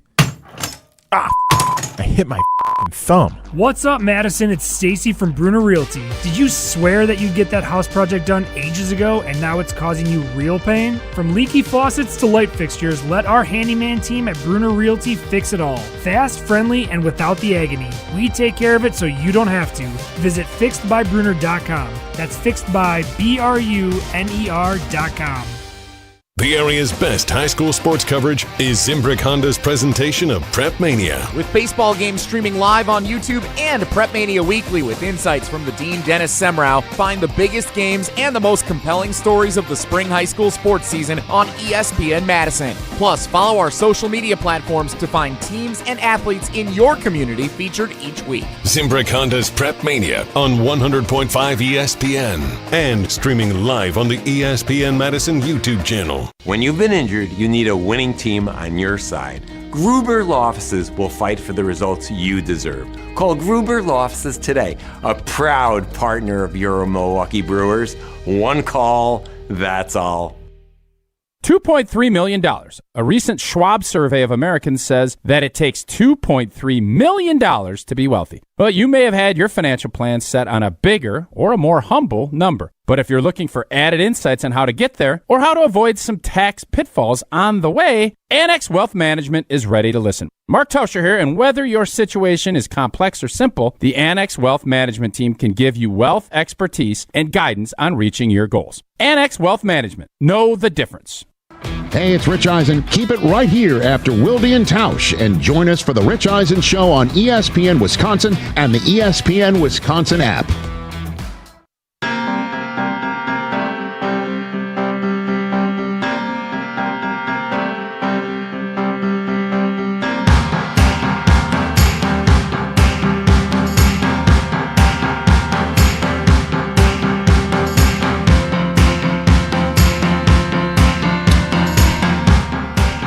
Wilde and Tausch rolls on, and I am being told that by sources close to the program that Old T has returned. Is that factual and actual?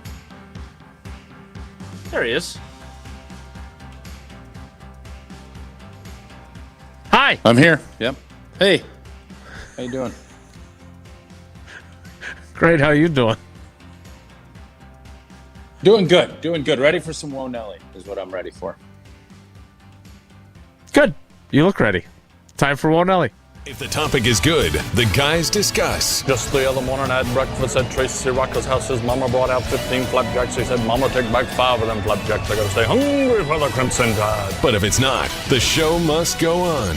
It's time for Wonelli on Wilde and Tausch.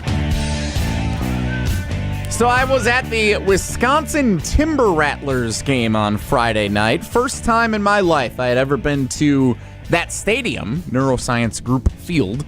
Was that Quinn Priester's rehab? No, he missed them by one day. He pitched on Saturday. Wasn't good. No, it was not.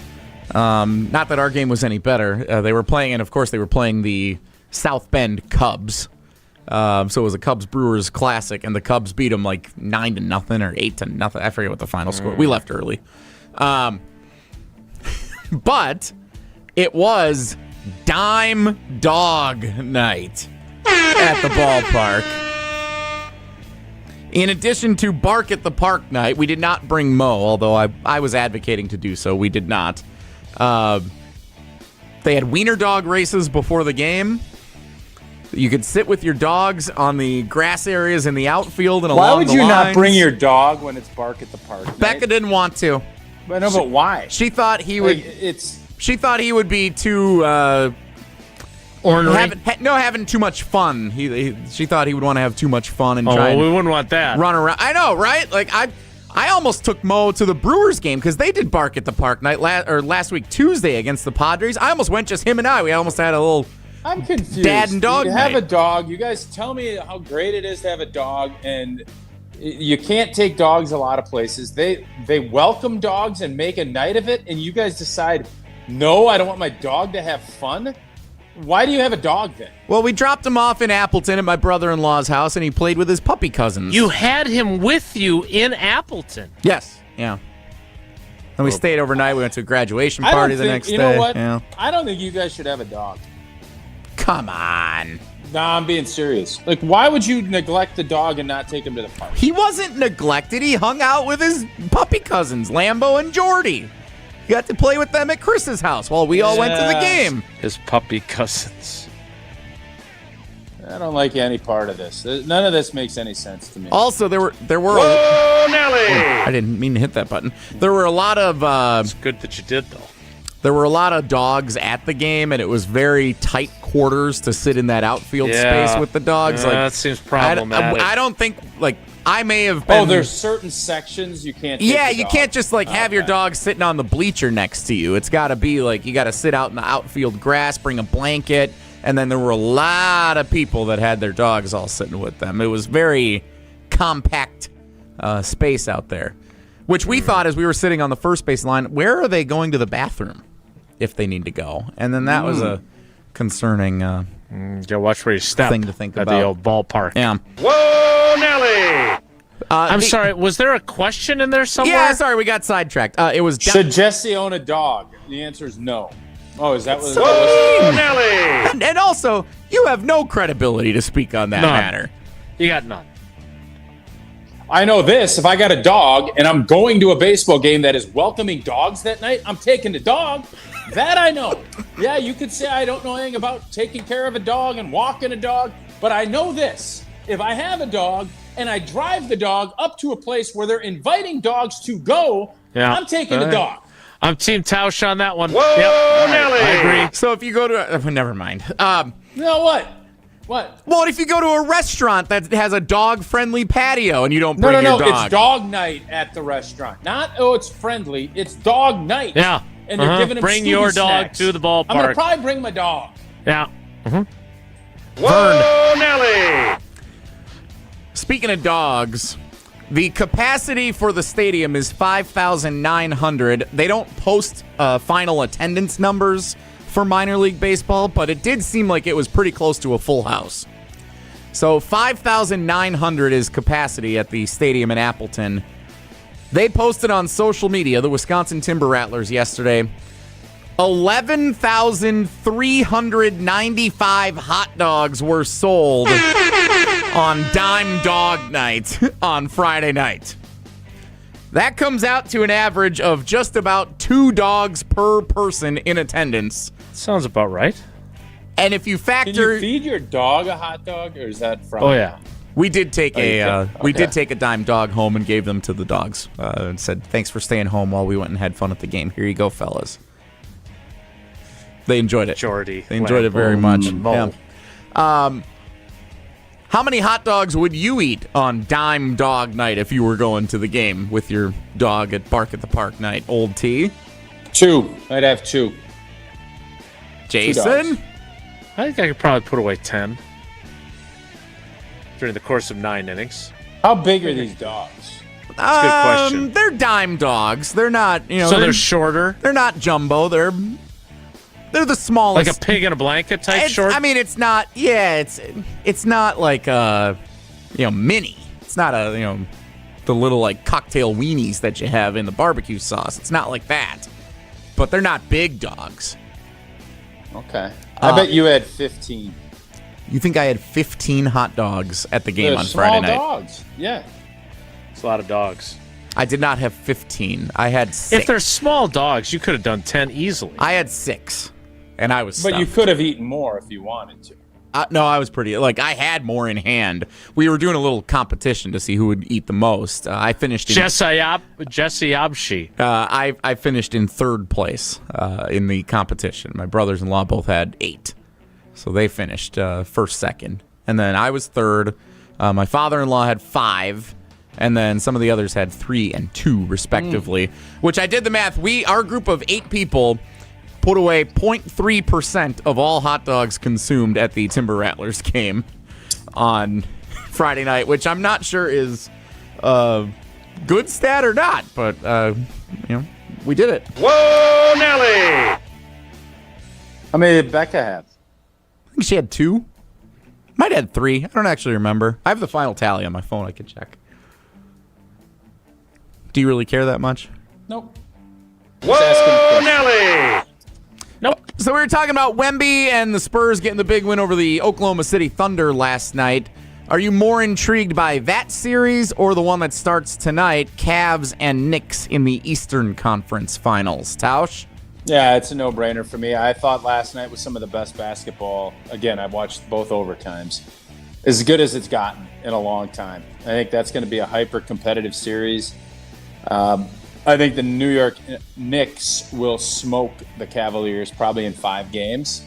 This one, I don't know. I could see if San Antonio isn't completely out of gas, I could see them running through Oklahoma City. I think Oklahoma City doesn't match up well, and I think they've gotten punched in the mouth. Now, I'm never going to nut whack because that's just part of my DNA. Don't be a nut whacker. Yep. They are the champs, and until they are knocked out, I'll believe that they can get it done. But last night was a statement win for San Antonio.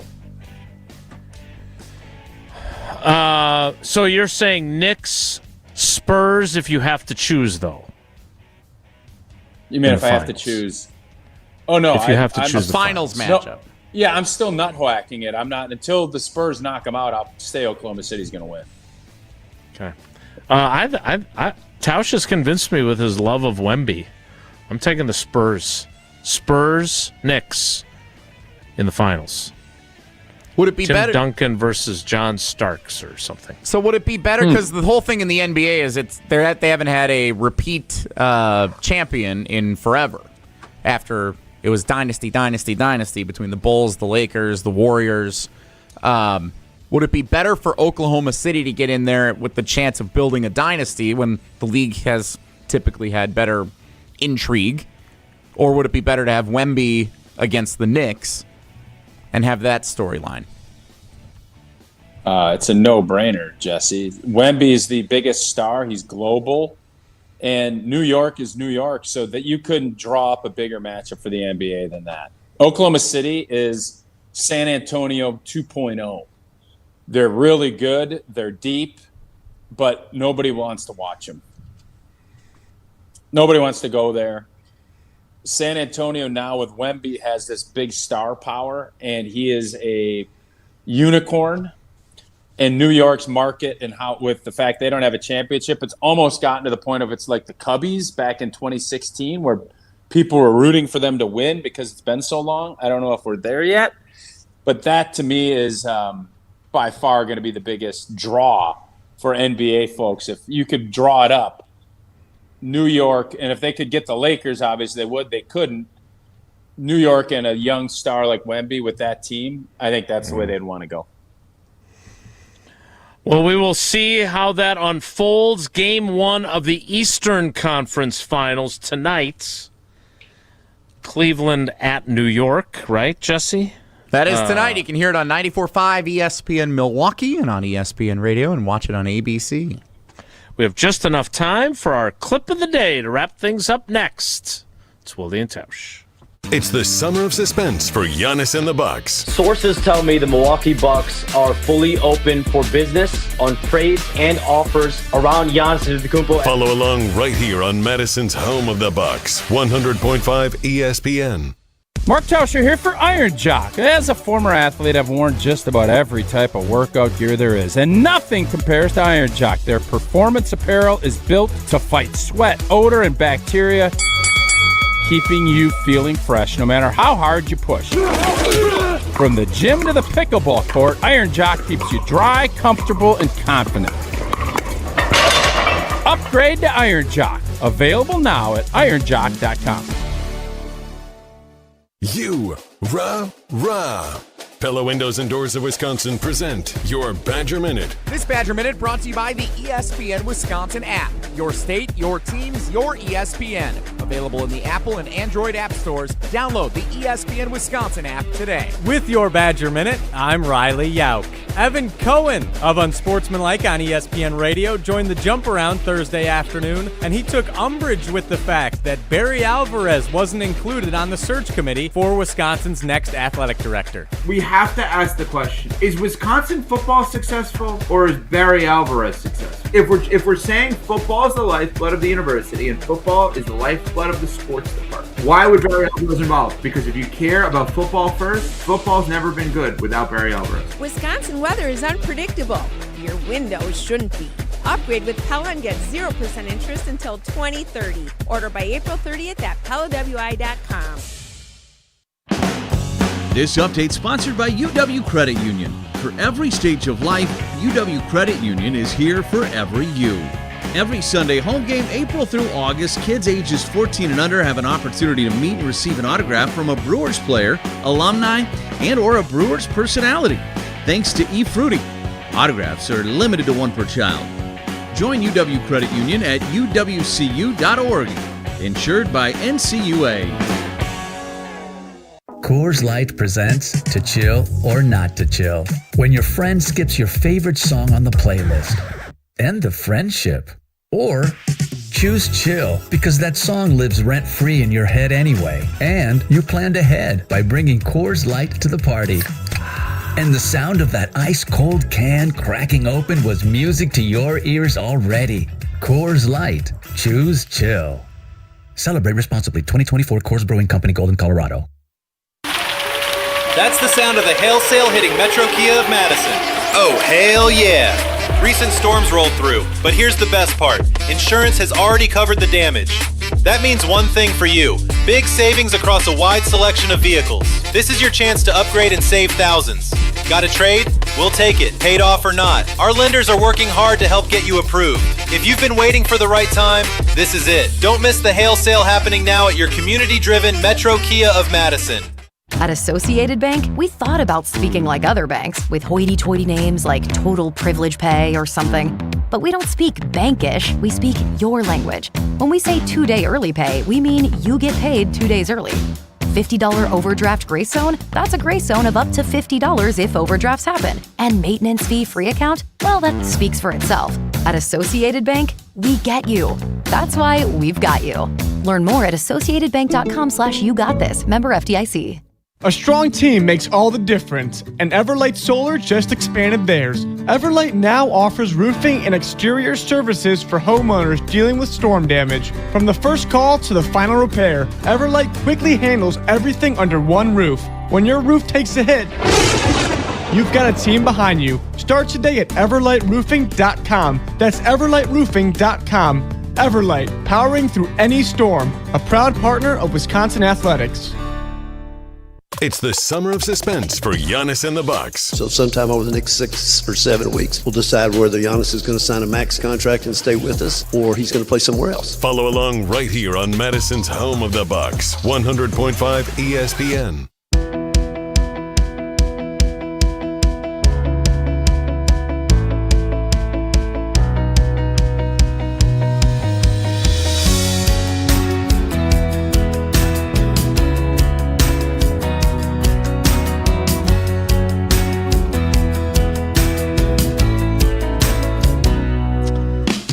We wrap up today's show with the clip of the day. Jesse, what do you got? I would say that Jordan Love this year and in 2027 is facing critical years on when it decides if he's a franchise quarterback or not, because they're not keeping him at $74 million as his cap hit.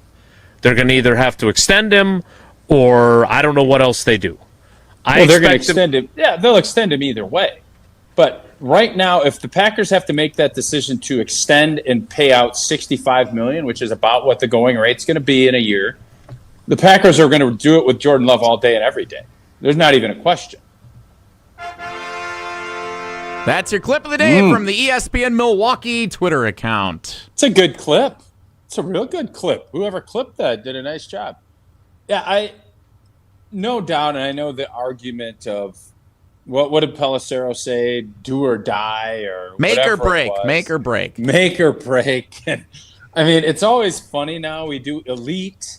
Like, there's always these buzzwords, and then you kind of grab hold of it. Jordan Love has progressed exactly how he should as a NFL quarterback. And unless he regresses, he is going to be the Packers quarterback for a long time. And he's going to be one of the highest paid players every time his contract comes up. He's going to get paid more. I don't think that's a controversial take. Do we acknowledge that 30-second clips are not enough context, that we're not even tagging me when we post them now? So I might not see them? Is that what we're doing on our social media? Is that what we're doing? Ooh. Oh, What's snap. that, Jesse Nelson? Interesting. Ooh. Sorry, we got to go. We'll do it again tomorrow. Thanks for coming along for the ride. Have a great day. Take care. Be good. Miss any of today's episode of Wilde and Tausch, presented by Pella Windows and Doors of Wisconsin? Commercial free.